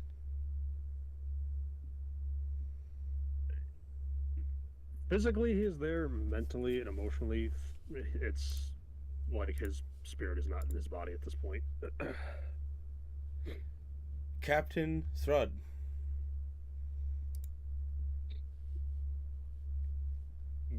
You happen to kind of like look down at him a little bit better, and you see that his eyes are like just red, and his face has a bit of like moisture on it. And you look down, and you can just see a small like outline of where tears have fallen on the floor under him.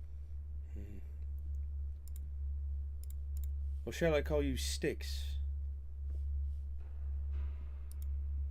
You see like a slight twitch in like the left side of his neck, but nothing much more out of him.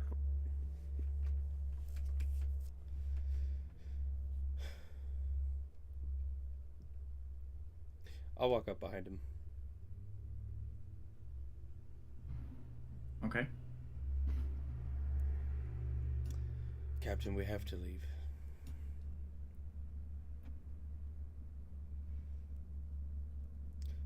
So, there's nothing more we can do here, unfortunately. You'll hear like a little bit of a movement from him, and he's just gonna kind of quietly get to his feet. And you watch as he walks over to the far side of the room, and not having noticed before, you watch as he rips his hand axe out of the wall, and you just hear. I'm not gonna say wet, since you said it was kind of shriveled up to begin with, but kind of like a. Squish. I don't even know if squish would be the right word. Kind of more like a. Almost like a puffy little sound, I guess, at this point, depending on how Yeah. tried it would be. Yeah, it hits the ground and it just sounds kind of like you dropped this like a sack of potatoes. Oh. Just a. And you'll watch as he kind of just slings his hand axe back into the small sheath on his waist, and he turns and just kind of walks out of the room, his hand clutching to a piece of cloth attached to his waistband.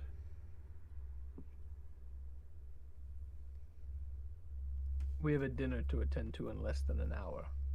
If Thrud isn't capable of going, then we need to make sure that we get this done. This is very important. If he Never- can't come, then so be it. Then we're on the same page. Come.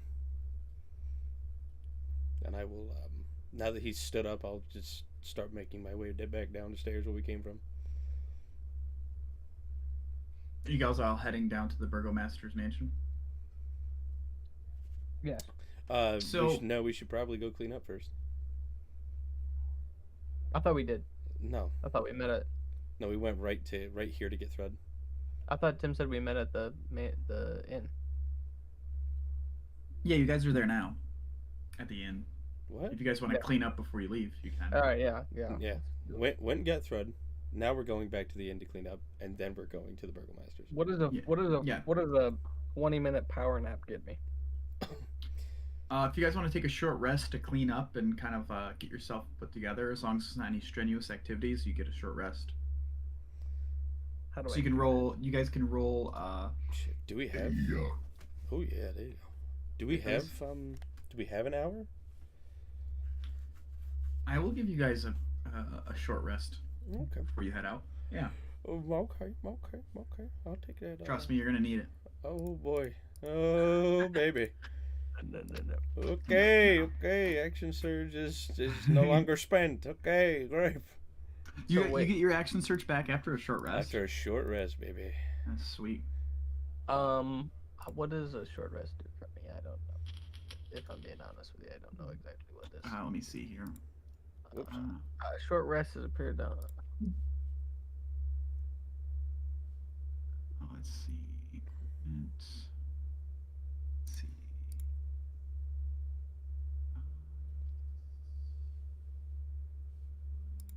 Relevant Kinda- abilities. I don't know what I. Yeah, I know in D&D Beyond, you click the whole button there and it gives you. Wait, let me just go to my action. Actually, I can give you guys a short rest. Hold on. Whoops, menu. Here we go. Rest. Short rest. Boom. Oh shoot. It should reset anything that's able to be reset. Your sorcery points.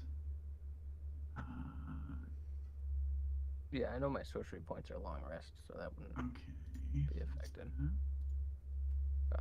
I guess no spell slots. Yeah, I was trying to see that too, because there's. I thought maybe. Nothing. Okay, well that's fine. I think there's something you can eventually take that will. For a short rest, they'll give you a long I rest. think at least for sorcerers, I think there's a thing for it. But you guys kind of clean up, kind of make yourself look presentable.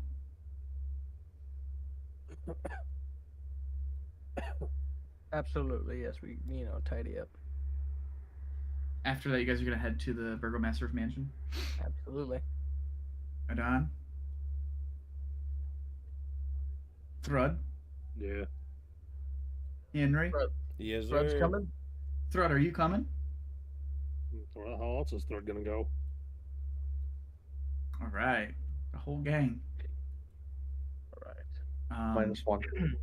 On the way there, I'll address the group and I'll say, when I'm in this form, if you could address me as Wrath, that would be just to get rid of confusion, as I will address myself as that to anybody that we meet. Wrath, you say? RAF, Wrath. All right. So Henry, you kind of take lead and kind of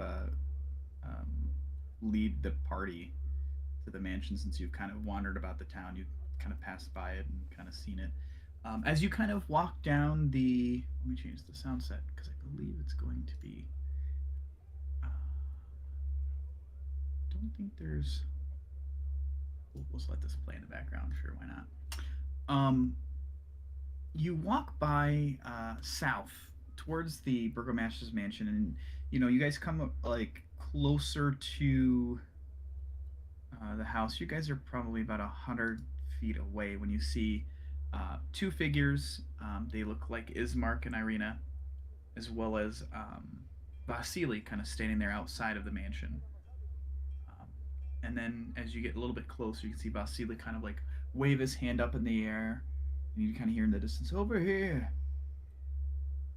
You guys get closer, and you can see that Ismark looks cleaned up. I mean, with just the one set of clothes he had in his body, he made do. His hair is a bit more put together.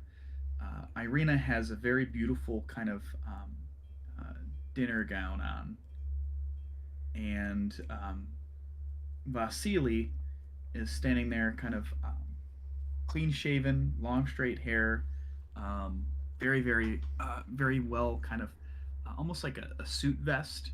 And there's like a metal chain that's probably connects to what you assume to be like a watch in his pocket. Like, he looks dapper. Mm. And Vasily kind of just greets you. My friends, welcome. This is the Burgomaster's mansion. We were waiting here, out having some conversation with the beautiful Irina and her brother. We uh, kind of pulls the pocket watch out of his pocket and checks the time. He's like, right on time. Well, just follow me in. I heard what you guys did earlier today. Very smart. And he starts heading into the mansion. You guys just gonna follow him in? Because Ismark and Irene are kind of just walking in as well behind him. Yeah. Yep. All right. As you approach and kind of come in, you can see that Vasily kind of knocks on the door, and then the maid says, "Oh, welcome. Please come on in," and kind of motions you all to kind of enter the building. And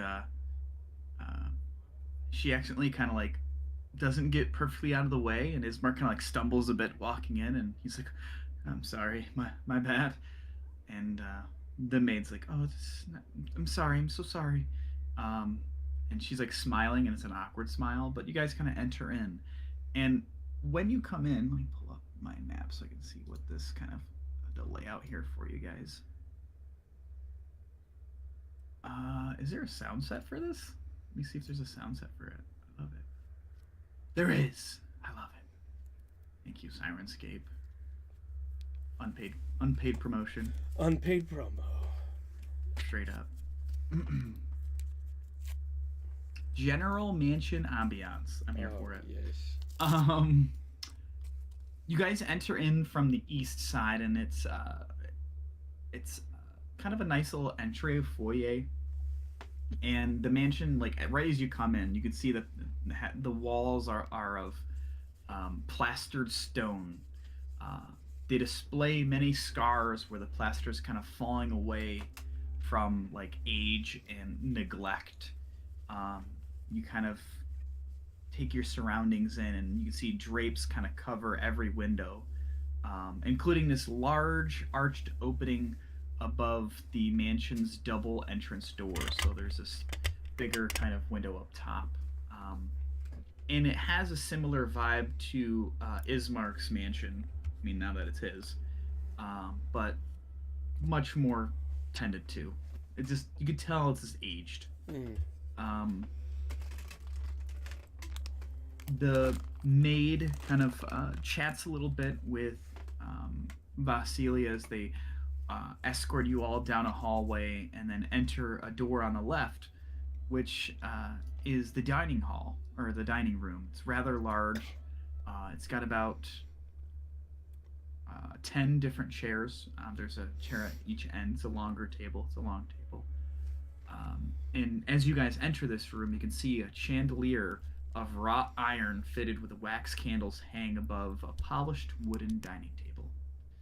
Around the table are seated 8 women of various ages in comfortable high-back chairs. They wear faded clothes, drink tea, and they are currently eating some cake.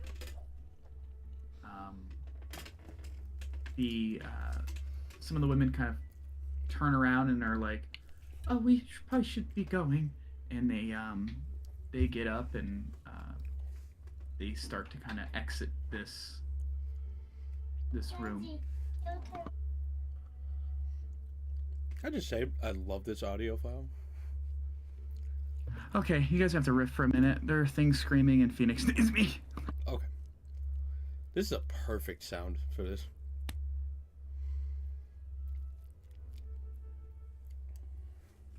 Anybody else? Anybody else agree? No? Okay, great. Oh yes. I gotta turn it up a little bit. I can't quite hear. Oh my god, it's Never incredible. been in Oh. a mansion before. Yeah. I don't know, man. It makes me feel dapper. Hello. Oh man. Oh my goodness. And He Augustus. speaks into my mind again. Mm. So did I get a short rest? I know Tim's not here. I think that You've you taken a Has it very, been a long rest yet? for you? very long rest. think the longest rest possible. Yeah, you gotta do a long rest. I have so much HP when I But no, we wake have, up in we the have afterlife. not had any sort of long rest or long rest equivalent. Long rest out. Yeah, I caught most of everything. I think that was going on. Oh, buddy. Some of our viewers reached out and were real upset they weren't gonna get any Augustus information today. Oh, Sorry about that. No As problem. these women leave the dining hall, Mm-hmm. you can see some of them kind of swoon a little bit over Vasily a bit, like kind of like give him a side wave, and the maid kind of motions to you all to kind of take a seat, and she removes this cake they were eating, and she kind of leaves. And then, so you guys are now in this room, kind of all seated at the table with Vasily, Ismark, Irina, and then is there anything you want to do in the meantime, or? I'm just Do I recognize any of the women? apparently do shrieking not. ladies man. You do not. Just curious. One has a nose that kind of has a little beak-like visage. So you get some beak on it. Do I recognize anybody in here from my walk around town? No, Oh, Are these all like posh looking women, or are they like old crony looking women? they're various ages. Shriek out here looking for that prime. There- Barely. there's a I'm just trying to get a sense of what is happening. Like what happened before we got here. Like what was going on? Is this some weird like? make it, yeah, make an Or- insight check. Shriek, yeah, shriek like make an they insight. got the cronies out here. What's up with it? Yeah. They're I got not bad. You get the idea that it was just like a dinner that was going on before you arrived. my There's God. different ages from like 18 to as young as 16 to maybe like early 30s, but they're all very well dressed, like upper echelon of the town. This homie out here about to have 2 dinners.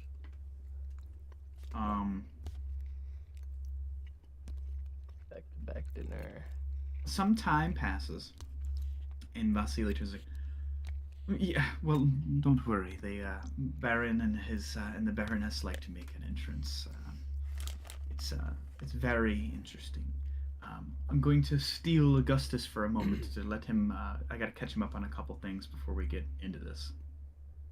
Okay. alrighty. I would So you like guys are. to. Yes. What would you like to do? Is there anyone?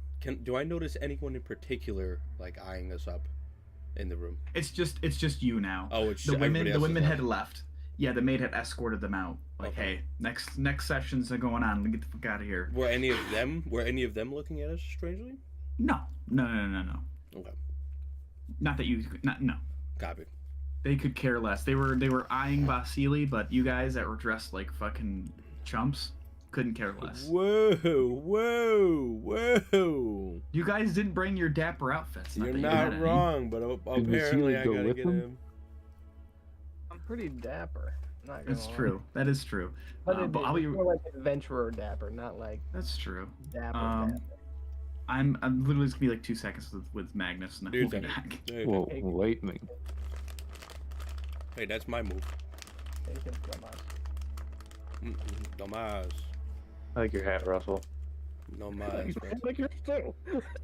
I like your head. Thank you. Thank you. I want you to dig up your head. I want you to This dig up is- your head. This is about. I think this is it. I have like a couple more hats, but Running a little low there, bud. yeah, I am. I got 1, 2, 3 hats, maybe more. It's very delicately balanced. Rootin' tootin', my friend. It really is. Tristan would be proud.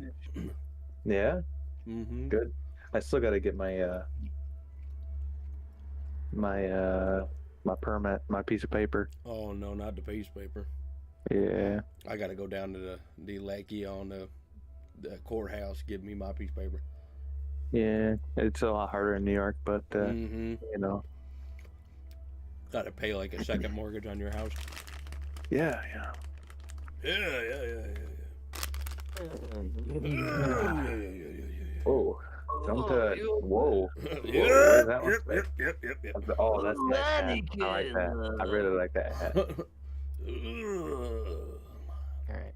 I tried not to wear a hat, but I feel like I must. I don't know what you're talking about. Me, we haven't done anything. We just here. I done been wearing a hat all day. What are you talking about? I know your name was JD. I know. I invited myself. I am now one with the conversation. I might have to switch this hat out. It's oh wait, that reminds me. Hold on. Oh. I do have a fourth hat. Oh, not the fourth hat. It's like the fourth wall, but of hats. Drop it down.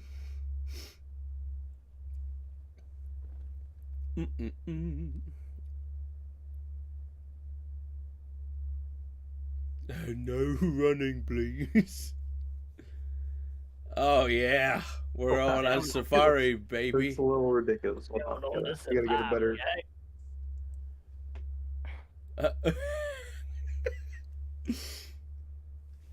Oh yeah, that's the one. Need some oxygen. At least about Yeah. Hat mustache combo. Hat mustache combo. If your hat doesn't come with a mustache, I don't want it. You wasted so much money. Thank you so much. What about the hoodie? Oh, you guys can't see me. Only people on stream can see me. I have stream pulled up. Yeah, I got the hoodie mustache. I think that is definitely last. Oh, that's a so much better hat. Oh, dude, this is getting insane. I love these hats. We're talking about hats over here. Rush got the New propeller. hat. And Everybody has a webcam except for Magnus. We need to start a Oh. poll to get Magnus a webcam. No, they're delivering it. It just takes a while to get up there. Oh yeah, Oh, I forgot there we it's go. I forgot Oh, what it's a is sled that? dog. Yeah, and he He's had ready the- for and he had Warzone. the- Reverse hat. is that Remember, like a he did Darth find Vader one. mask? It was like- I love Rush propellers going.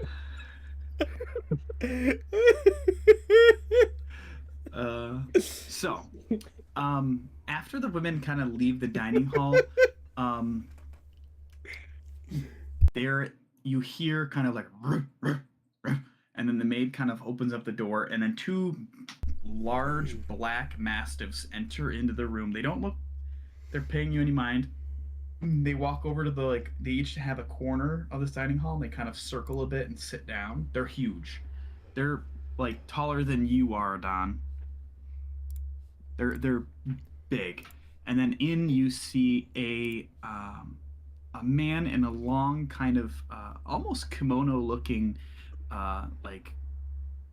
almost like a dress. It's a red kind of this very nice pattern, but he's got very very thin, wispy kind of gray hair, and like sunken in eyes, and kind of a darker complexion, and is this very aged man. And then this woman enters in behind him that looks is taller than him. She has a nice dress that's white and red, and has a kind of a collar that comes up very high, and she's got long pulled back hair.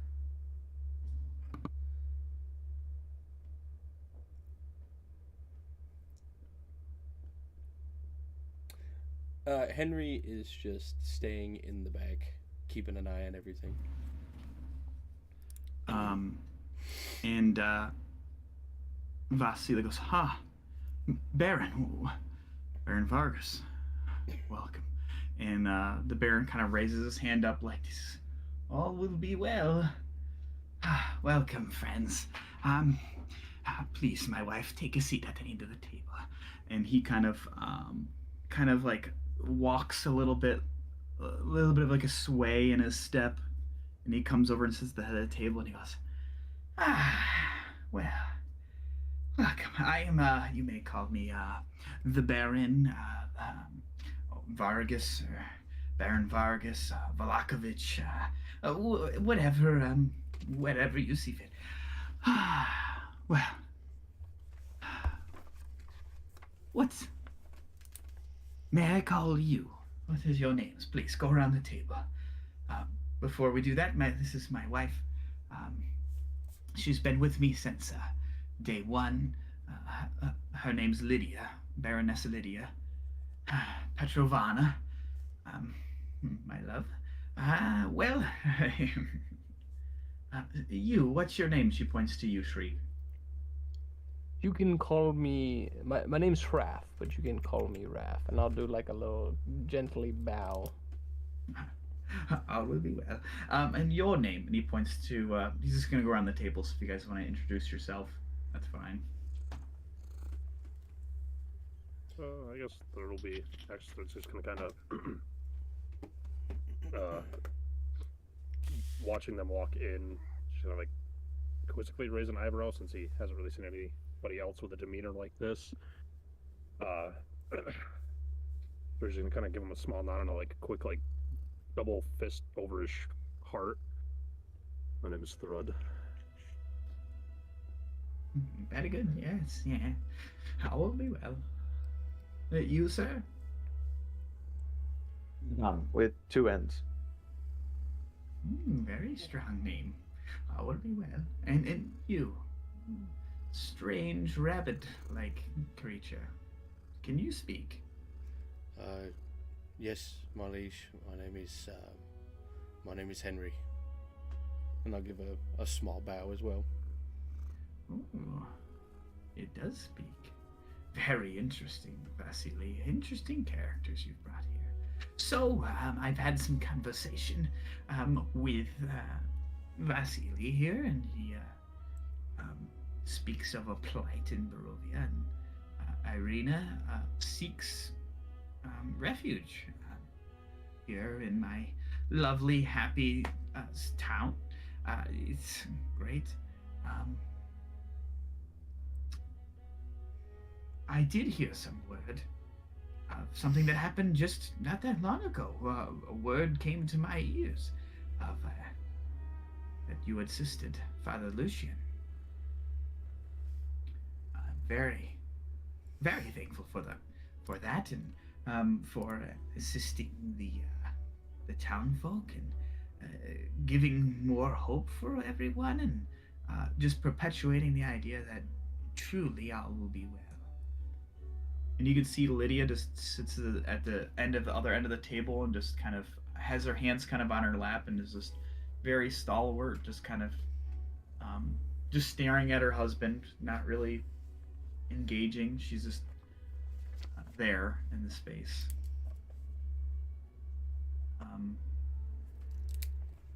And she just has this kind of almost like painted on smile. There's like her eyes aren't smiling, but her mouth is.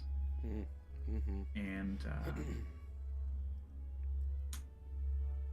Vargas kind of just is an interesting character. He kind of snaps his fingers a couple times, and the dogs kind of lift their head a bit. And he's like, maid, bring the food. And you hear some commotion in the hallway. And then in comes the same maid woman with this massive tray of like assumably some sort of large avian creature that's been roasted. And she sits in the center of the table, and then she leaves and kind of brings in like a platter of glasses of wine. And she kind of loses her balance a bit, and one of the glasses falls off and shatters. And I'd like to try to grab it before it does. Okay, yeah, make a acrobatics or athletics. I'm gonna go with acrobatics. 11. You know what? You jolt out of your chair and you grab the glass, but the wine does spill on the floor. And you can see that Vargas slams his hand on the table and stands up and goes, "You insolent woman! Get the fuck out of here!" And then she just sets the drinks down and then hurriedly walks out. She goes, and he sits back down and goes, "I'm sorry for her insolence. Can't good help anywhere. The other one we had to put down in the dungeon. for not being part of the program. I apologize. It's okay, all will be well. That's that's all right. I'll It is not all right, and it's about high time these people realize that. Wife, would you be able to fetch another? Would you take the glass from Henry here and fetch us some more wine? And she just nods and stands up and kind of puts her hand out towards you, Henry. I'll slowly hand the glass back. Okay, she takes it and she kind of like nods her head towards you, and still she has this kind of this broken smile that's just stuck on her face. And she Do you need any help, miss? And she kind of turns to you and just kind of does like this side, like, Vargas says, "Don't worry, it's fine. She's very capable. I wouldn't marry someone who isn't." And Vasily kind of chuckles with him. Vasily kind of like puts his hand on Vargas's shoulders. Well, Vargas, I'm sorry. I forgot to have an engagement tonight. Fuck. If you could just do me the honor to really make my friends here, my new friends, feel perhaps at home, and especially treat Irina well. I bought her that dress specifically for this dinner, so please, uh, be a little extra kind to her for me. And kind of like gives him like a little like gentle punch on the shoulder, and he kind of turns to you and says, "My friends, I just I apologize. I at least wanted you guys to meet the Baron here, and perhaps I could catch up with you all tomorrow. I'll check in to see how the dinner went, and just enjoy yourselves." And he kind of bows and starts to leave the dining hall. And you hear from the hallways, "Oh, I'm sorry. Have a wonderful night, Lydia." And he kind of exits down the hallway. But she does return with your glass and hands it directly to you, Henry, and then kind of like gives you a gentle. Her eyes kind of squint a little bit at you, like she's trying to give you a more genuine smile. Mm-hmm. Mm-hmm. And then she goes and sits back down at the table. Thank you. I appreciate it. The Baron just kind of doesn't hesitate to start eating. There's other bits and pieces on the table, assortment of like foods and vegetables. It's like it's edible. Like it's not crazy fancy, but it's the fact they have food and a lot of it does like mean a lot in this space. Mm-hmm. But Vargas kind of just eats and is like, "So, tell me what brings you here to Volaki? I see that you are escorting Irina here, and I'm sure that she can stay in one of the rooms of the mansion here." And Ismark just kind of perks up. "That would be just great. This is. I fear I can't protect her in Barovia, but it is my duty as the heir to watch over it. I will be leaving here soon if you can promise her protection." And Vargas says, "Oh, all will be well, my child. It's fine. Perhaps we can discuss things in perhaps some sort of communication with letters or something, couriers maybe, about initiating some sort of trade, import-export. Perhaps maybe give you a hand to get Barovia back on its feet. I know it's been decades since it's actually been okay. Strahd hasn't really bothered us here much in a very long time, and I have a strong feeling that my what should I call it? My mindset and the people who live here helps a lot to ease the burden of this Strahd, the evil he is. So the fact that all of you assisted to bring the bones back to the church, you're a friend in my book, if I have to say. But it is what it is. Please don't hesitate. You may eat." Is there anything else that's not bird? Yeah, there's like fruits and vegetables, and there's like bread. some like slightly stale bread. Yeah, I'll eat some non-avian. Start picking at it. Oh man, I didn't think about that. Mm. I'm sorry. Henry's just gonna grab whatever's there in front of him, just little bits. Okay. He will Anon, say. you just. Oh yeah, you go. Sorry. He will say, however, like in reference to um, the Baron's mindset, he's gonna say, "Is that where that comes from? All will be well." Oh yes, it's we have these celebrations weekly, and the people just love them. Usually, we do all sorts of things to keep everybody chipper, and I think it's been working out great so far. Festival of the Blazing Sun is in 2 days, so if you don't mind me kind of requesting, after what you did for the church, I believe you all should just be my own honorable guests for the celebration. What do you say? Well, he's Adon's like eating some food. What do you think IRL. we should what should we be expecting for this festival? Oh, all sorts of really great stuff. There's things really cool where praising the sun, the one true enemy of the vampire Lord Strahd. We have this really cool, big. We had commissioned.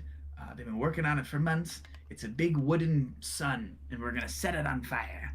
That will teach them. It's gonna be great. There's food vendors and all sorts of stuff. Happiness, all will be well. In celebration of the Morning Lord. Yes, very good. I like this one. I like you, Raph. You're good people. Wish you'd eat a fucking turkey leg, but here we are. Need some meat on those bones. Do I recognize the Morning Lord? As like a religious figure? A religious figure? Do I know anything about the Morning Lord specifically? Yeah, I mean the St. Andrew's Church was for the Morning Lord and like is very kitted out. Like it's a very prominent deity. But before I eat, I'll close my eyes and say, for each new morning with its light, for rest and shelter of the night, for health and food, for love and friends, for everything thy goodness sends. And then I'll start eating. Did you say that out loud? Yes. Oh, I love him even more. This is great. You're gonna be my special guest. Henry, you were saying. I don't like that. Special. No, it's just it's much different than everywhere else that we've been in Barovia. I like to keep it that way.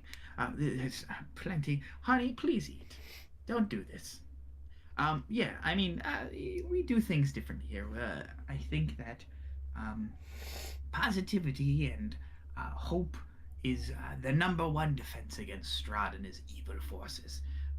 We have zero tolerance policy here in town for anyone who decides to feel like they maybe perhaps might like Strahd, and that's a fucking no-go here. I have Izek, my bodyguard. He's pretty badass.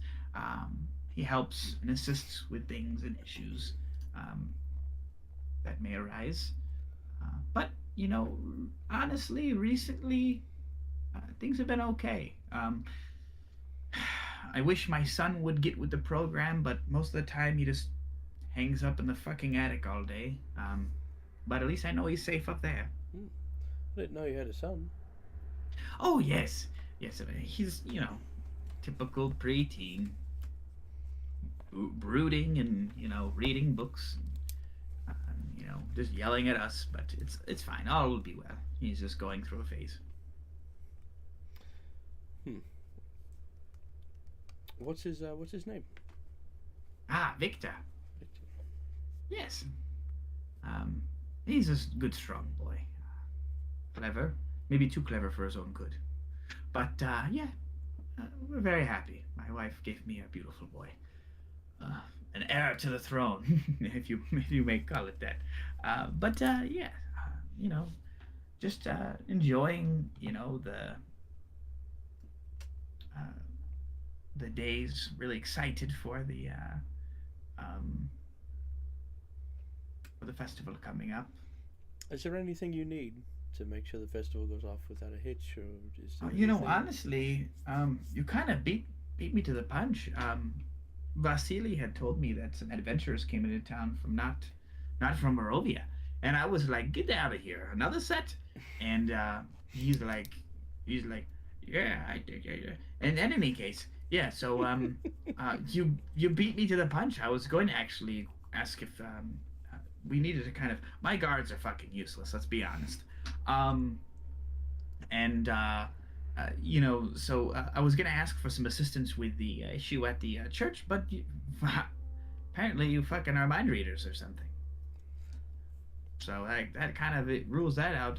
Some people are getting kind of antsy about that because Father Lucian was saying it's not holy ground anymore, and it was just really, just a pain in the ass. But uh, I think things are calmed down now for the moment. Um, I'm pretty excited. I'm not gonna lie. Really happy to have some fresh faces in town that are uh, looking to really kind of contribute to society and help everyone feel safe.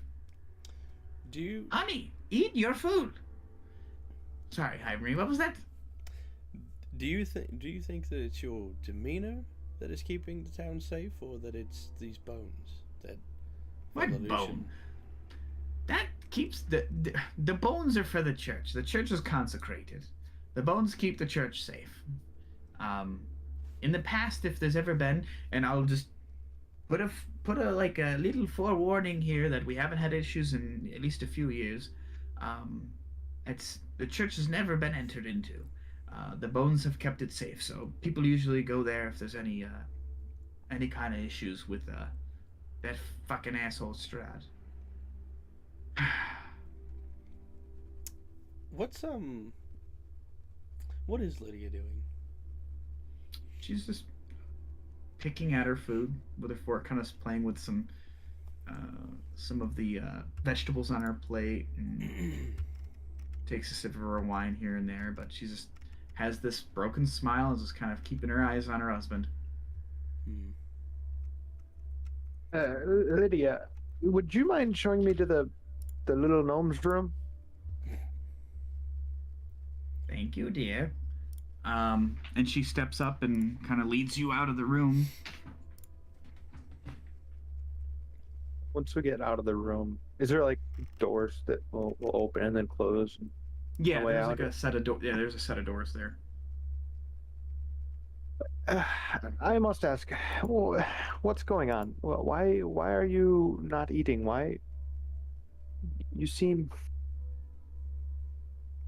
whatever the opposite of content is. She just kind of turns to you and she just smiles bigger and shows more teeth, and she's like, "My friends were just here. It's I know when it's my turn to speak. Nothing is wrong, I promise." And now we're away from him. You can speak. Um, I fully embraced my husband's philosophy of happiness. You know, we I do it upon myself to spread cheer and happiness by throwing daily tea and sandwich parties and in the dining hall for my dearest friends, which you just kicked out. It's okay, we were running late. Um, uh, but yeah, it's fine. Um, my brother, Father Lucian, is an interesting character, but it's just grand to be here. Um, Vargas means well. He just really wants to protect this town. And, you know what? It's it's fine. It's Everything is well. Bathroom's right here, and she kind of shows you one of the doors. But if you ever need help, come find us at the Blue Water Inn. No, enter the door. Okay. Uh, would you be able to find your way back to the dining hall? You think I can manage? Hmm. I'll just wait out here for you. And she kind of just sits down and like crosses her legs and puts her hand on her knee. Um.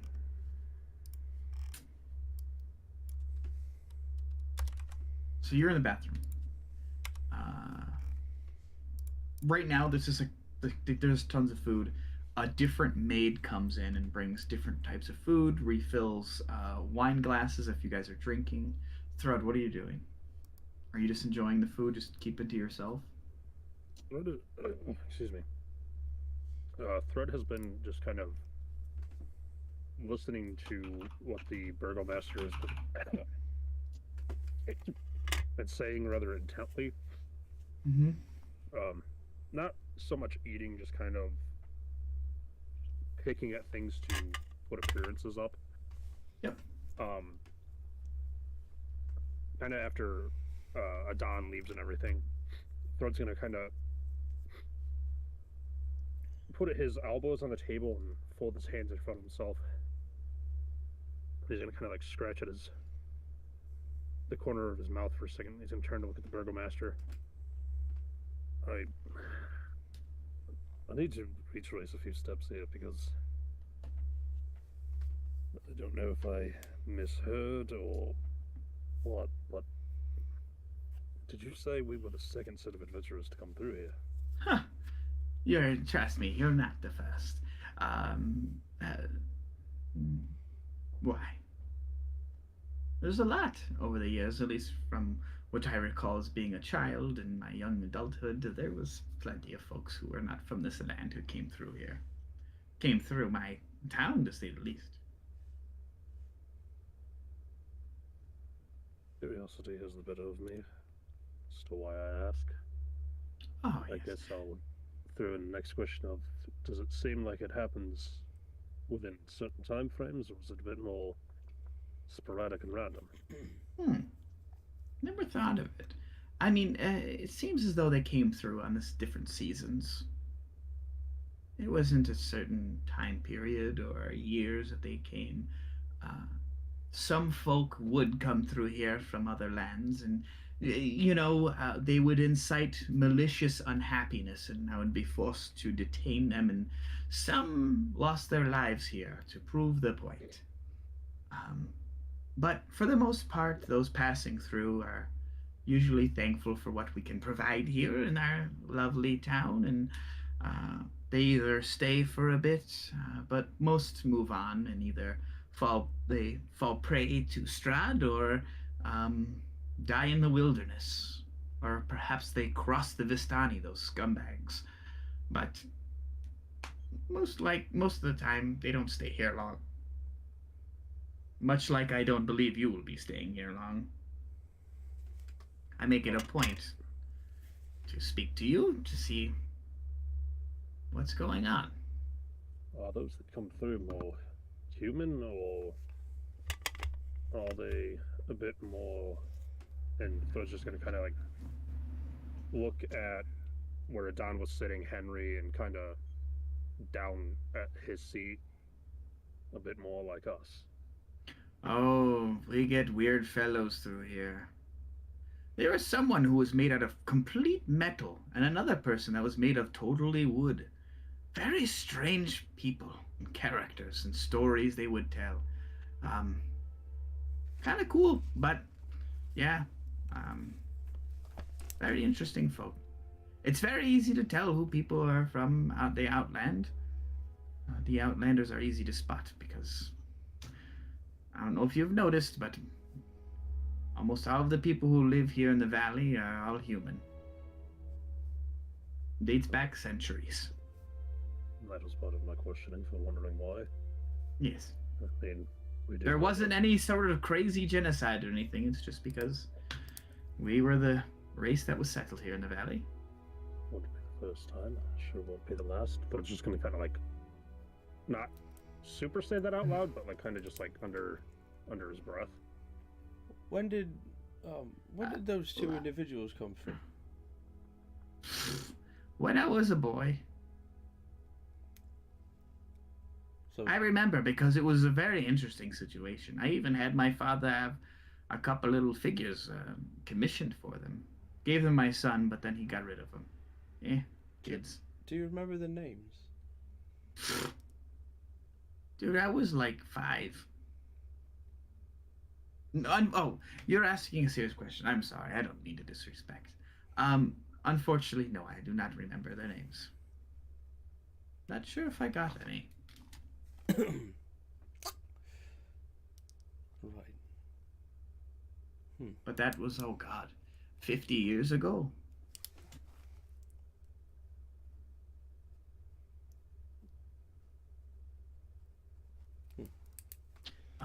As you guys are having this conversation, Adon, you exit the laboratory, lavatory, and Lydia's there, and she's is still smiling, and she just kind of leads you back to the dining hall. Okay. Um,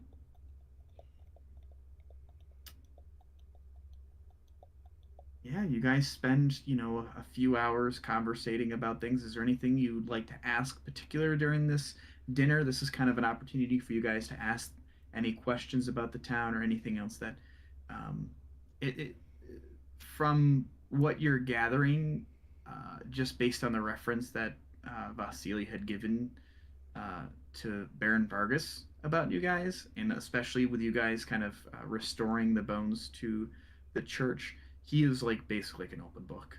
Like he's very, you guys can tell, he's very deep seated in his beliefs, and he has no issue telling you how he feels it is.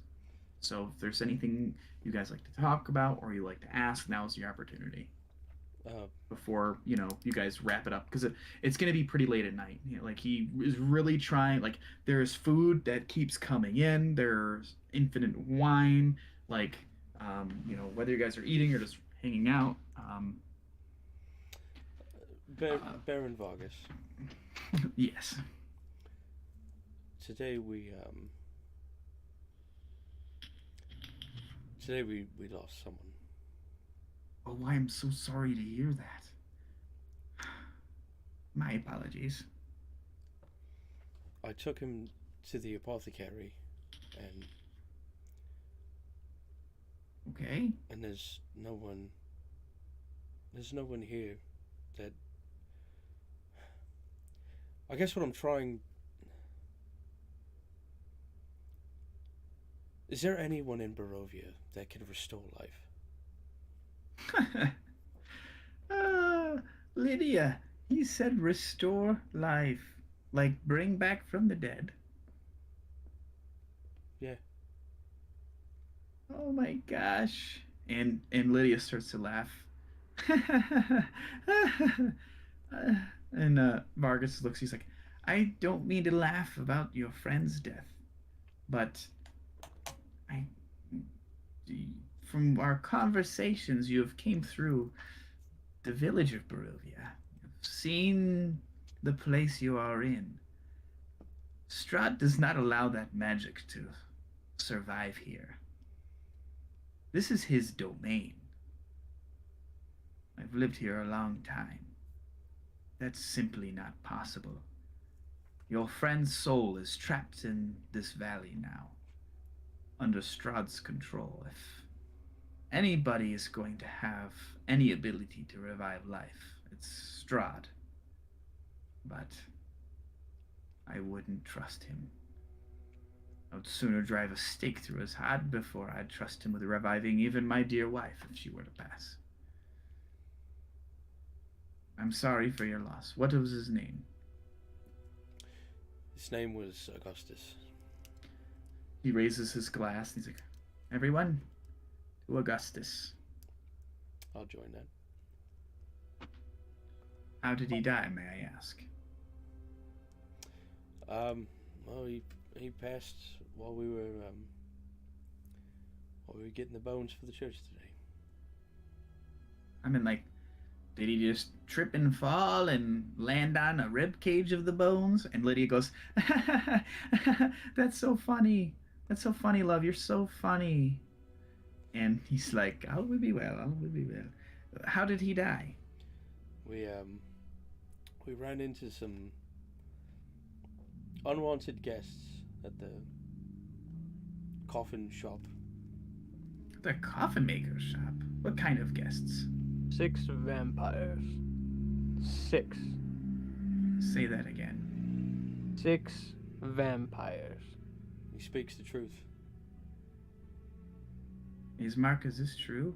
And he just like shrugs his shoulders. Out of curiosity, what kind of silverware do they have that they've given us to use? It's silverware. Oh, It's a bit. I see where you're going with it.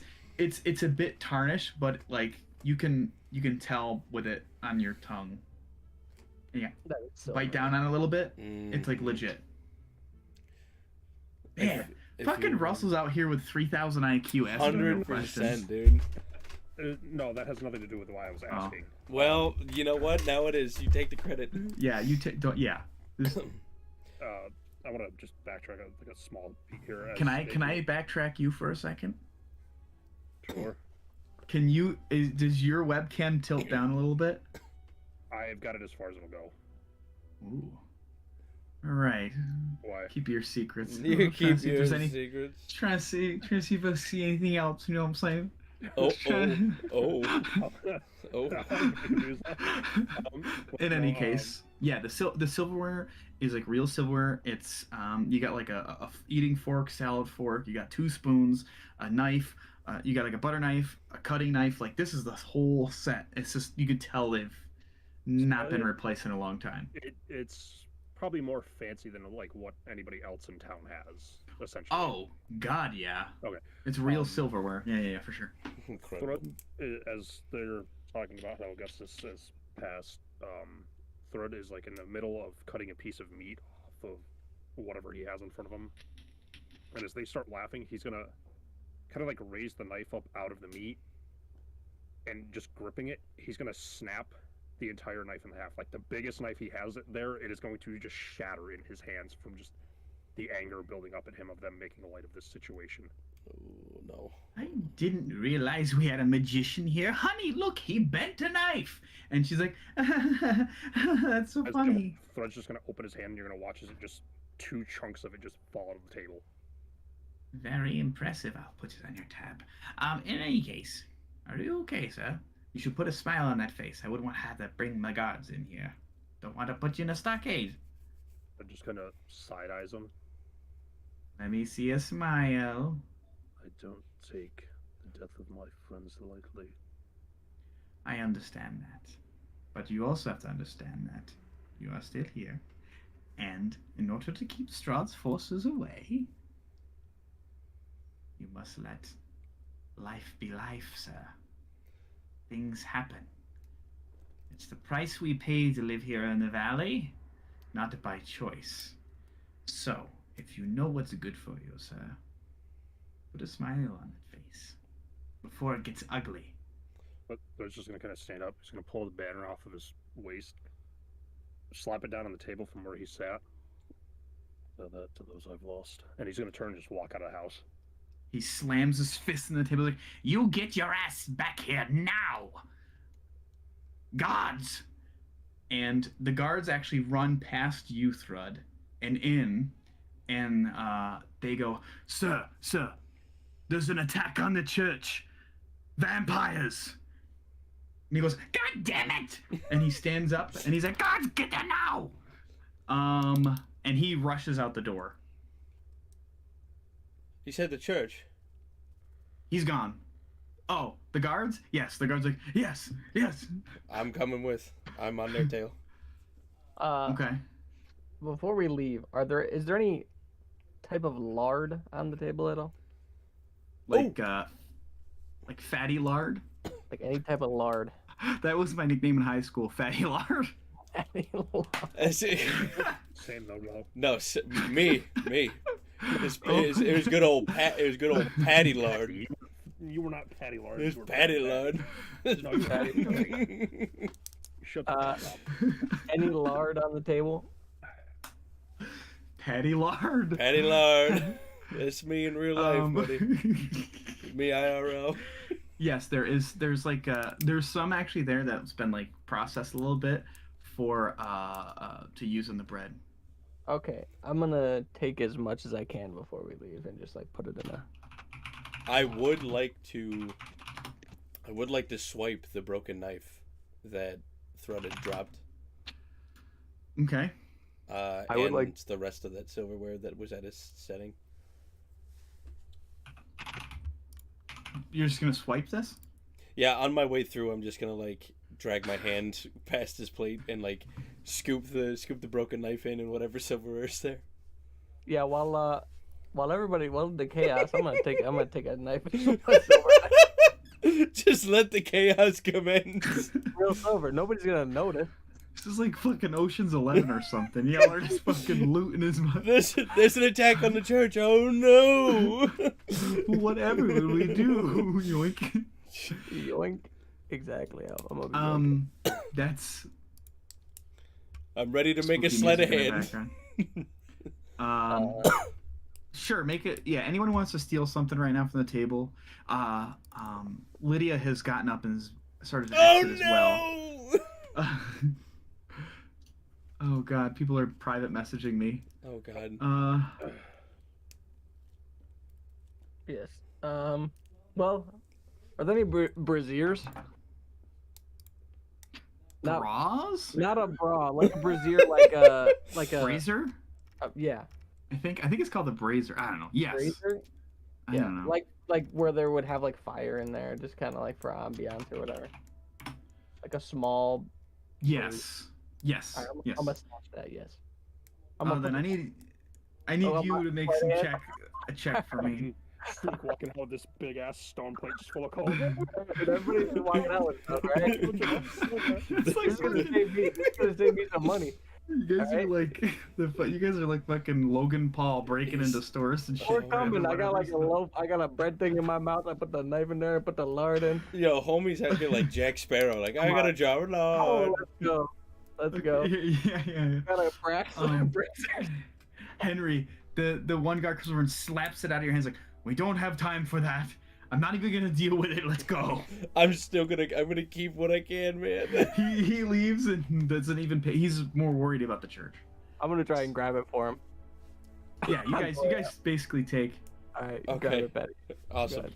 Awesome. I need how much was there? Just a fork, a broken knife, spoon, Yeah, you just say silver dinner set. silver And then- dinner set copy. Yeah, and then Shriek, you get a silver dinner set.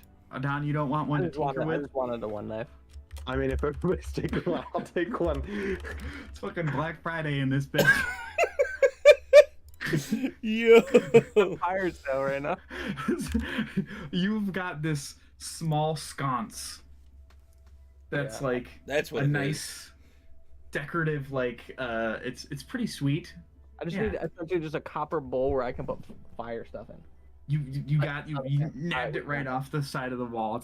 It's actually brass. All right. Polished Any black brass. candles around, or are they just standard candles? Black candles? Yeah, just standard white wax. Damn it. Okay. All right. Homie's summoning Cthulhu. He's like, I need this, this, and this. Give me the silverware too. For where? We need the great old one here now. I was trying to search for some fun music. Fucking Betty White theme song playing in the background. What's this one? Fucking Golden Girls. No, I'm talking about like the whole ding ding ding ding ding Oh. ding ding ding ding. Okay. You guys are Okay. running around just grabbing silverware. I believe it's called Benny Hill, not Betty White. You know what? No, it's Benny White, man. Fight me. That's okay? her husband. Her husband, Benny White. Oh, You Benjamin guys are White. running? Are you guys running? Is everyone running to the church? Oh yeah. Dude. Oh, we run it.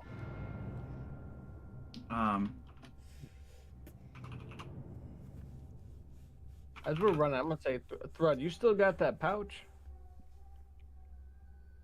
Ouch. The special one?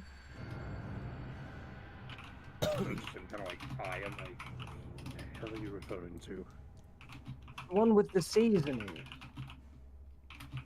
Oh, you mean the one you lot wanted me to sell? Oh no, not me. I always wanted you to keep it for the record. Yeah. Too bad I don't have it anymore. You'll make a wish. Damn it, that's right. Okay. All right, so we run it down now. Yes. You guys make your way, and you can see now the church in the distance. You can see is ablaze. You can see the smoke in the distance in the nighttime, and you can hear screaming as you guys make your way closer and closer. You guys still hoofing it? Oh yeah. Oh yeah. People are It's a screaming. Blade. It's a blaze. It's engulfed in flames. Yeah, we going. Yeah, we Do you going. think we should Alright. take a long rest before we take care of this? Is there time to take a long Oh. rest? Maybe. There's only one way to find out. Oh, dude, I'm way ahead. I'm just fucking zooming into the fray at this point. Give me 1 second. Let me pull Augustus into the Magnus into the chat quick. As you guys are hoofing it. Oh boy. I am like 100% have nothing. Like literally nothing. Like I have every single one of my spell slots has been taken up. Every one of my font of magic sorcery points is gone. Don't you worry, the fighter will take care of it. That's what we call karma. Yeah, and then I just have crossbow and daggers and now a silver cutting knife for meat. Just shoot the knife out of the crossbow to be fine. Oh, hey, once I use 19 of my shots that I have, dude, we'll be loading that sucker up. Rick's just out here like ripping toenails off, loading them on the crossbow. Oh my god. Makeshift munitions. I think that's a feat, right? Makeshift munitions? Yeah, I think that's a feat, right? I don't. You can- I mean, that would be incredible, but I don't think so. Crash the dog into a crossbow bolt. Whoosh. Ah! It's a magic card, if that's what you're talking about. Listen, Rob is Commander Pro, alright? Yeah? Yeah. Excuse me. He just, he finished building Urza a couple months ago. Yikes. Like real Urza. Whoa. Not like Not puny like a Urza. good version. Oh, the good version. Mm.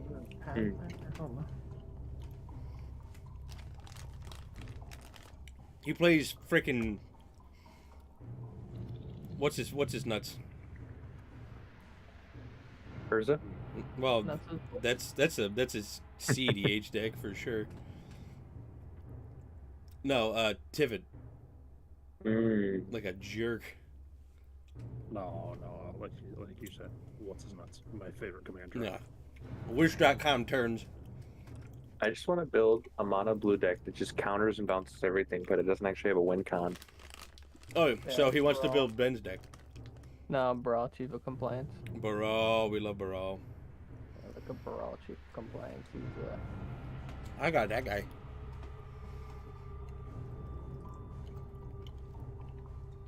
I will beat Tivit. Sorry about that, folks. It's kind of like all kind of getting crazy right now. Didn't want Magnus to get left out on what's going on. he's about as left out as a thing can be. So I'm not gonna say it. That's really mean. Left out as Armstrong's left nut. Oh my god. Starts it? No, I'm not gonna say it. That's just me. Proceeds to say it anyway. It's whatever. I don't give a fuck anymore. YOLO. Cancel me. Mhm. The flames are just engulfing now, and you can hear the screams. And as you approach, you can see multiple bodies on the ground, bite marks drained of blood, and multiple other bodies on the ground outside the church with wooden stakes driven through the heart. As you approach and you see the entrance of the building here, where are we? You can see that the flames are like the double doors just open, just like flames are just coming up, and there's guards kind of like tending to the wounded, and you can see it's just a crazy mess outside. The building is just in flames. Mm-hmm. I'm curious, is Henry lightning lunging his way there, or is he? Yeah, Henry's there first. Henry, you're like there, and it's like a battlefield of blood. Mm-hmm. I was curious because if he's not lightning lunging, I was curious to see if maybe Flood could either keep pace with him or be just on his heels. That's why I was curious if he was lightning lunging his way. Henry? My lightning lunge allows me to go 10 feet at a time. My walking speed is 30, so if I'm using action, bonus action, I'm going 70 feet around. You're right on his heels, essentially. If you're huffing it as fast as you can. So Like you're I'm not like going you're not 30, like within 60 arm's seconds. reach. Yeah, he's moving away from you, but you're kind of keeping up enough. Like he's still in your eyesight. Yeah, I'm going 70 feet every 6 seconds. Like I'm moving. What's your walk? Is your walk speed 30? Yeah, I'm 30. I was just curious. Like Yeah. I said, I didn't know if you had uses of lightning lunge left or not. That's why I was asking if you were. Yeah. I can use it as many times as I want to, but I didn't know. Like I said, that's why I was asking. yeah.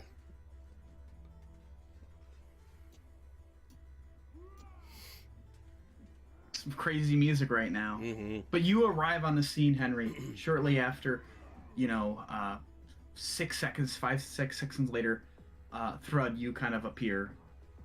And then everyone else does at the same time. If you guys are always hoofing it.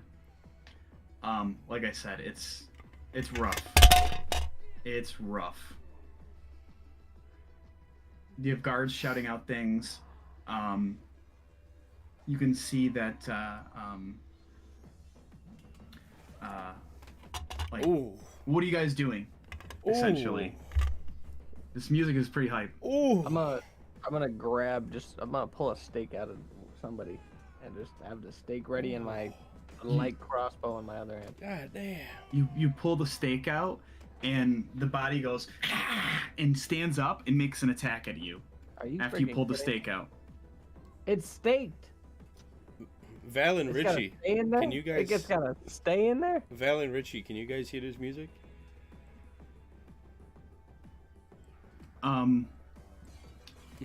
He's gonna make an attack at you. Oh, it don't hit for damn sure.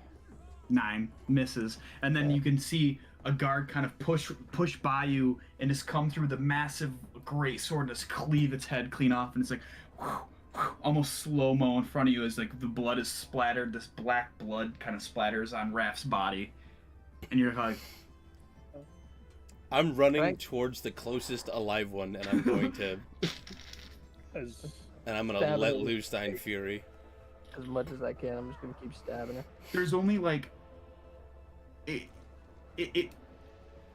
there's only a couple vampires left that are engaged with guards who are like combating it, trying to kick it off. You guys want to go help the couple guards that are fighting off the last few vampires? I absolutely do. You can. I'm gonna try and go inside to see if I can get to the father, just to see if I can. So I'll get to you in a second. Okay. It's like it's crazy hectic. It's chaos. This is where Actually, I live, no. baby. I'm gonna get to you right now, Shriek. Since you decide, I'm gonna go in there. I'm gonna get Father Lucian. He's going to. You're gonna walk up and you're gonna see that the church is every window's blown out. This flames in the doorway is nothing but flames, but you see a black silhouette carrying a body exit through the flames, and you can see this long hair and this beautiful chiseled face of Strahd holding Father Lucian, and dumps his body at the base of the steps and wipes his face, and he goes,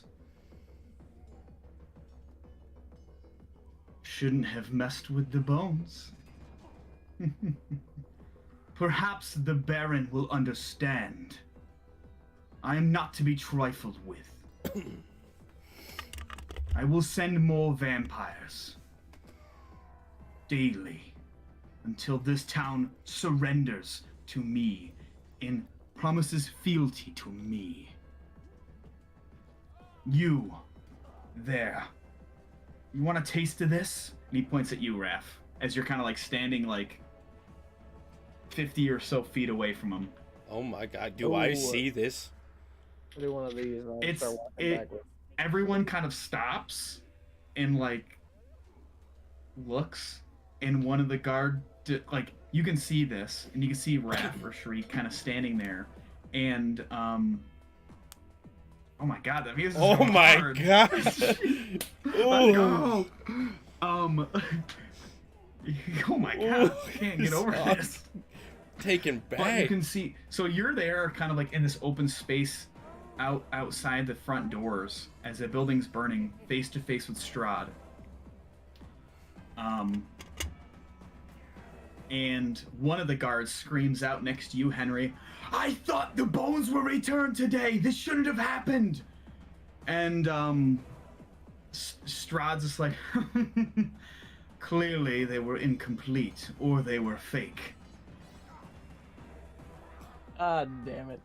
And he's just going to slowly walk out into the battlefield and walk right up to you, Raph, and just look at you.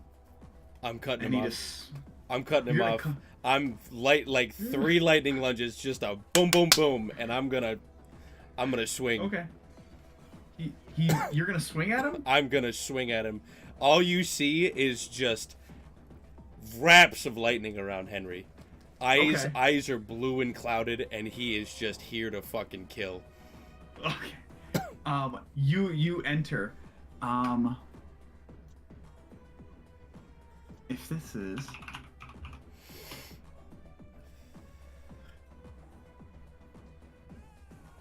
Here we go. This is the one. We'll put him into the combat tracker for you. If you'd like to, make Healthy. don't even bother. Look, I'll tell you this. Don't even bother targeting him. Just make your attack roll. Copy.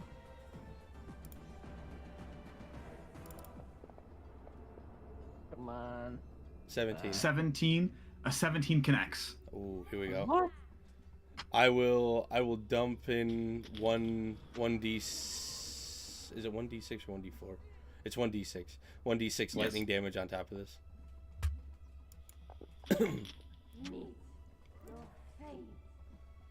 Okay, nice. So you slam into him and you cut into him, and he kind of just grabs your sword with his hand, and you just see him kind of clench it, and the blood kind of drip down, and he's currently holding it. He's gonna look into your eyes, Henry, and he is going to just say, "It's okay. We can talk this over when you come to my castle for dinner, and we can talk like civilized human beings, or whatever the fuck you are. I need you to make a wisdom saving throw."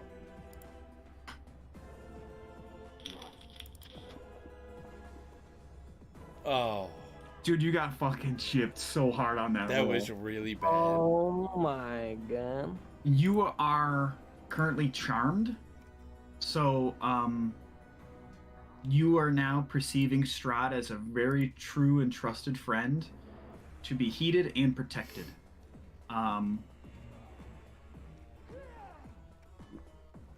So that kind of ends his turn, ends his action. That sounds really nice. Good.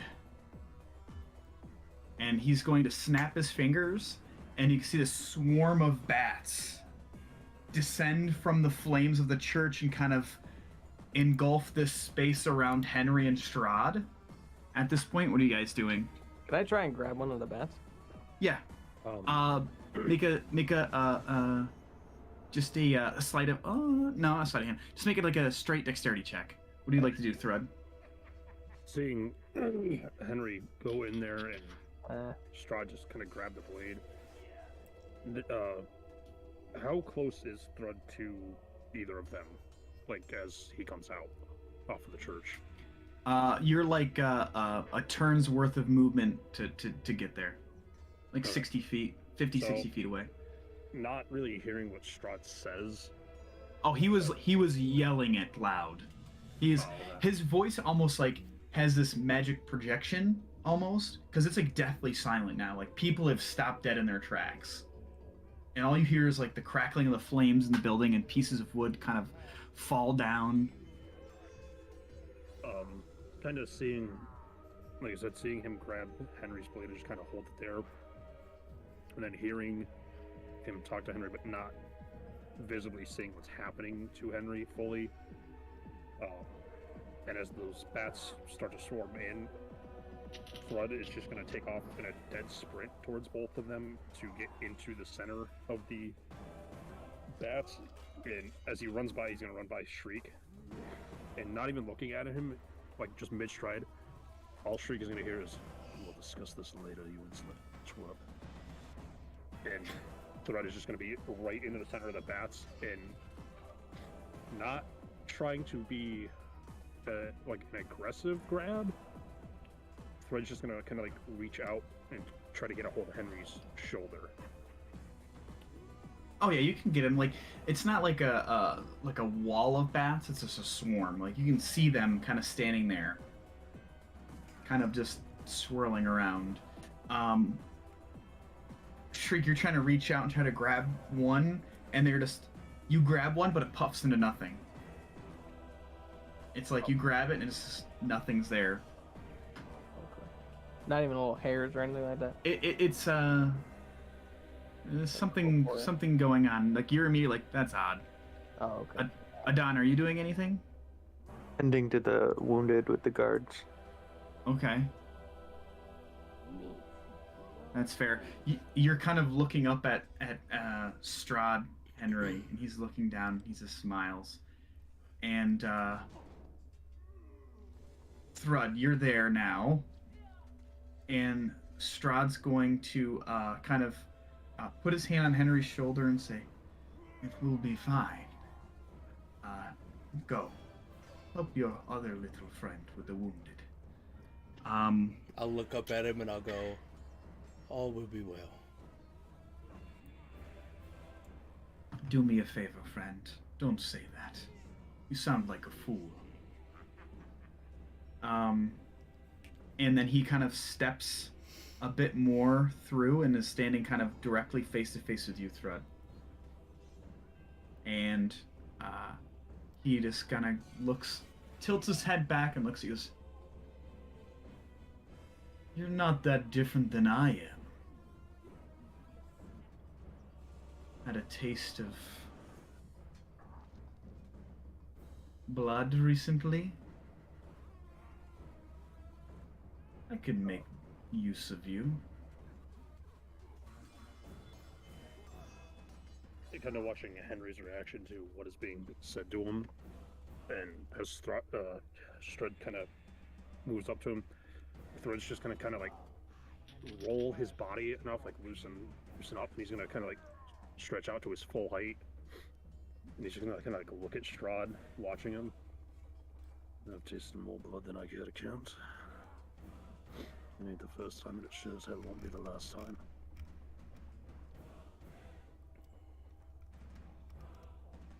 Are you doing anything? Or are you just kind of standing there conversating?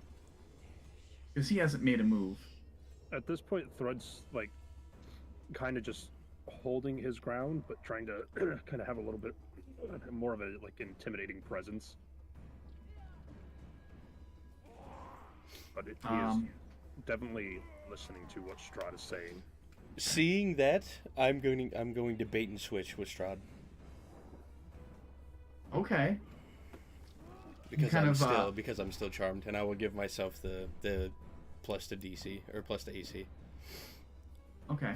So nice. I currently have a 23 AC, and I am now between Thrud and Strahd with my shield up.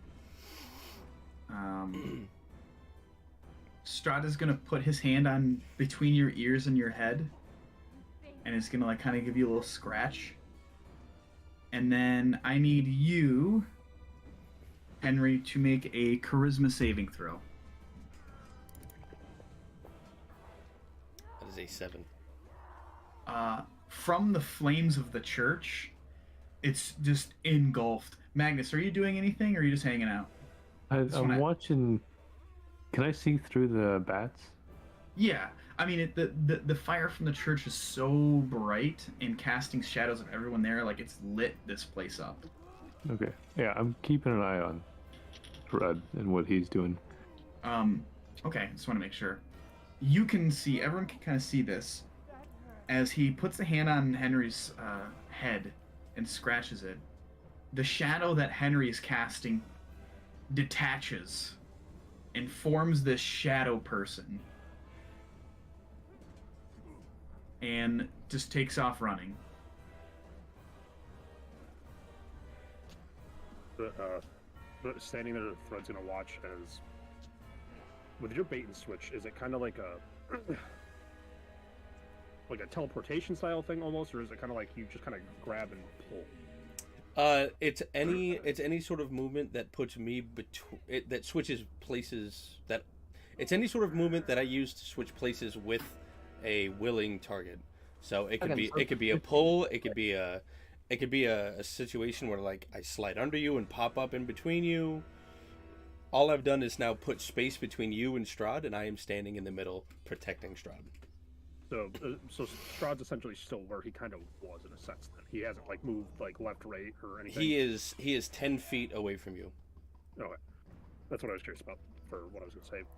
Kind of standing there for a minute watching Strahd, and then all of a sudden like not intentionally looking down, but just seeing like parts of Henry's ears pop up in front of Thread's vision. Thread's gonna just take a minute. He's gonna look down. A small smile will play across his face for a second, and then Henry will watch as Thread's eyes focus back on Strahd, and Thread's just still standing there, just at his full height, just. But at this moment, he's just kind of like folding his arms across his chest, just watching. Okay. Can I run after the shadow clone thing?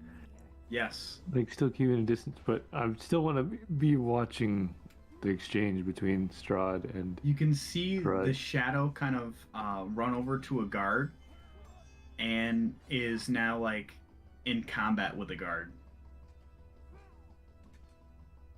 Oh. Okay, I don't think I'll go up to it.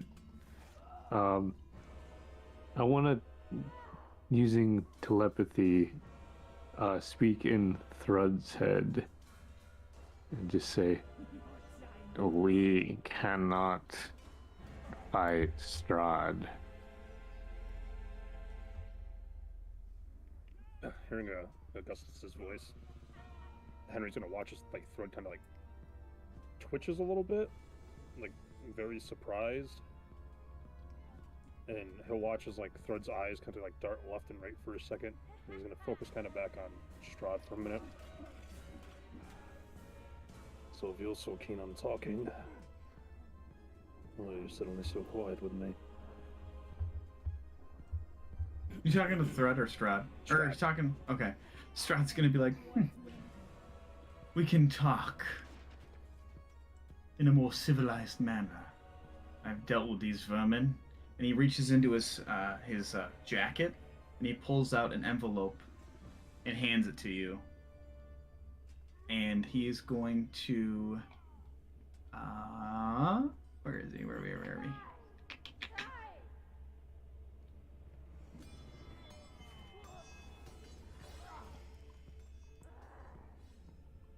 He is going to poof into a bat, and it gets lost within this cloud of bats, and he's just there's just a cloud of bats. He is essentially just disappeared. As he holds the envelope out, Thread is gonna reach out, kind of between Henry's ears, and he's gonna grab the note. He's gonna hold it there for a second, and as he watches Strahd kind of like poof into a bat, Thread's gonna kind of slip the envelope into his waistband for a second, and he's gonna step outside of the cloud of bats with his back to everybody else, and he's just gonna quietly, enough that he assumes Strahd is still within those circle of bats, just go, "Fine, I'll meet you at your damn castle." Did you leave everybody else out of this? You clearly seem more interested in me than anyone else here. I'll be there as soon as I can. And Thread's just gonna start walking away from the church for the time being. And as he gets far enough away, he's gonna kind of like dip into an alley and pull the envelope out to read it. Okay. Put this up here. Ooh, I heard blood get drawn. Heard that splatter. You guys doing anything? Henry, as Strahd leaves this area, you kind of feel his weight over you kind of dissipate. I'll just like blink a lot, shake my head, like rub my eyes. And now I'm just confused.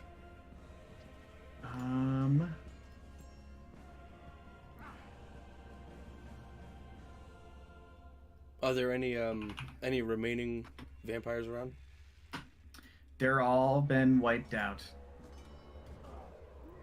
Okay. Building's still ablaze. Most of the guards now are just tending to the wounded. I need to. Can I? Ooh, is it too far gone that I can go in and check for Augustus's body? It is. It is as bad as you could expect it to be. I gotta try. It is. I'm telling you as a DM, you enter that building, you won't make it 10 feet before you get seriously injured. Oh man. You, as a character, you would see it and be like, you were hearing the support beams crumble. Part of the roof is caved in. Like, yeah, there's no hope. Yeah. Unfortunately. I hope you buried him before that. Fuck.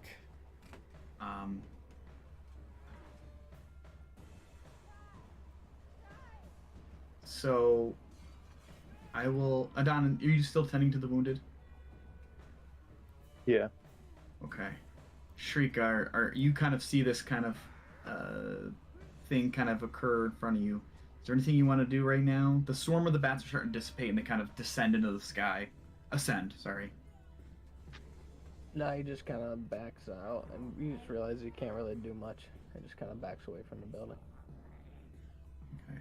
But you can see now in front of you is Father Lucian's body, totally drained, but his face is shriveled up, and just this massive bite mark with blood, just kind of like laying there on the dirt ground, just lifeless. Thrud, as you kind of, as you're trying to head somewhere private to read a note. Yeah. Okay. Before Thrud walked away, did he hear anything from Strahd about what he had kind of muttered under his breath? Like, was there any sort of reaction from Strahd? No. But yes, Thrud has, as the bats started to like kind of spread out, Thrud uses that kind of as like a cover to dip out to go find a place to look at this letter. Okay. You kind of head over across the street from the church to like a couple buildings that look like homes. And there's like a kind of a tiny little alleyway there, and you kind of you want to open up the letter? Yeah. Okay. You open up your letter. Let me see. Let me pull it up here. Where are we? Let me pull it up here for you. I'll share it so you can read it, and I'll read it to you because it's kind of written all fancy. My friends, know it is I who have brought you to this land, my home, and know that I alone can release you from it. I bid you dine in my castle so we can meet in civilized surroundings. Your passage here will be a safe one. I await your arrival. Your host, Strahd von Zarovich. And the light from the, you're able to read it because you're kind of holding up the letter, and your back is to the flames of the church that's across the street. I also have dark vision too, so. I didn't know you had that as a language. Dark vision? Just kidding, because you're reading something. I was just being funny. I'm gonna paste his note in there for you guys. But as you're kind of holding it up and looking at it from the light that's from the because in the little alleyway between the buildings, it's like, I don't know, 100, 200 feet away from the church, but it is like lit up this area like it's daytime. And you see from behind one of the, like you're looking down an alleyway, kind of hiding, and you see this, from the shadows, a man with like long blonde hair kind of exit out, kind of like maybe about 30 feet away from you at the other end of the houses you're standing between.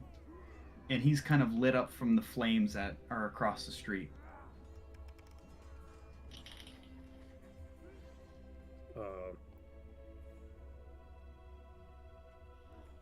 Is it anyone Thread is familiar with from their small time here? You get an instant rage start to boil in your stomach, in the pit of your stomach, because this looks very familiar to one of the vampires that you had cut down, not you, that you guys have fought in the attic of the coffin maker's shop.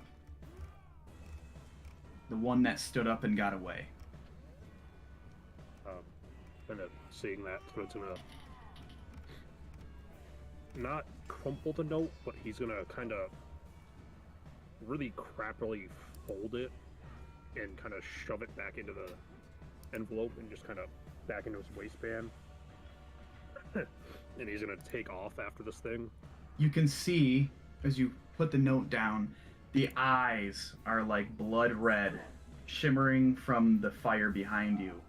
And you can see a smile appear on its face and these long teeth. It's not backing down. Walking up to it, Thread's gonna kind of start rolling his arms and kind of like crack all of his knuckles and then give a small crack of his neck and then like motion it forward. Oh, come on, you ugly son of a bitch. Let's see what you got. Run, wait, it's me, Augustus. Hearing that, there's gonna be like a small hesitation in Thread, and you're gonna watch as his arms kind of like come up. They're gonna like falter just a little bit as he kind of like shakes his head. Swear to God, one more thing tries to fuck with my head by the time I leave this area. These are confusing times right now. More will be explained, but I am afraid there are too many guards out hunting for, well, I suppose for what I am now. I'm just gonna kind of like look at him for a second. I better not regret what I'm about to do. He's gonna kind of. Thread kind of keeps a small, like, rolled bag on his back, and he's gonna kind of flip it around, and he's gonna pull out a bag of a small thing of clothes, and he's gonna kind of like toss them over. Put those on. You're who you say you are. Should give you a little bit of cover. And I'll kind of like half turn so you can see that on my back I have like the same pack that Augustus used. You can see like the potion bottles and stuff. But I was gonna kind of see it. You'll watch as his fist kind of like definitely turn into like a solid fist. Better be who you say you are, I swear. I will have no qualms ending you. Ask me a question only I would know. Well, that's another fickle answer. What did you say when that guard fell out of the window? Holy shit. Well, to be fair, I wouldn't have been privy to that. Yeah, no, I think only Shriek would have heard that. Holy shit. Really quick question for Magnus. Oh, man. This voice you're doing now, are you doing it because you're still acclimating to the body or you're tired? I think Because- because I'm getting used to the party. Why? Okay, because I did tell you he's 73 years old, but It's the body of a incredible. 20-year-old. Yeah. Okay. Sorry, I just want to make sure. Free. He's like, I'm a vampire, motherfucker. I'm free. Sorry, I just want to make sure. Yeah. Thread's gonna kind of like sit there for a minute, and he's gonna kind of look up into whatever this thing is, and he's just gonna go. If you really are Augustus, you should at least be aware of how long I've been working for the Lords Alliance and coming to the Artificers Guild. Yes, of course. It's been. How long has it been? Insert years here. I think it's 5 years. It's been this amount of time. Let's see. I I believe it's 5, isn't it? have Thread's been with Lords Alliance for a while. Well, I've been with the Artificer Guild for a while, so it's, I guess, whenever consulting might have first happened. You both joined at the same time.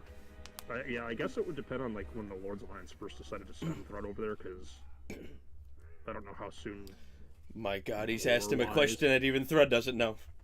It's like, oh, wait a second. I don't even, I'm not too sure myself. What do you mean, African or There's European? no right answer. Oh no, Hunter x Hunter. I am Schrodinger's Thread. Oh my God. Music picked up again. Yeah.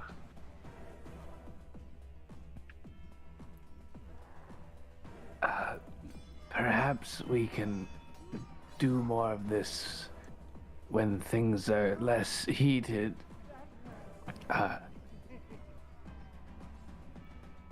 Perhaps we can meet at the inn. If you leave a window open, I can sneak in, or something like that.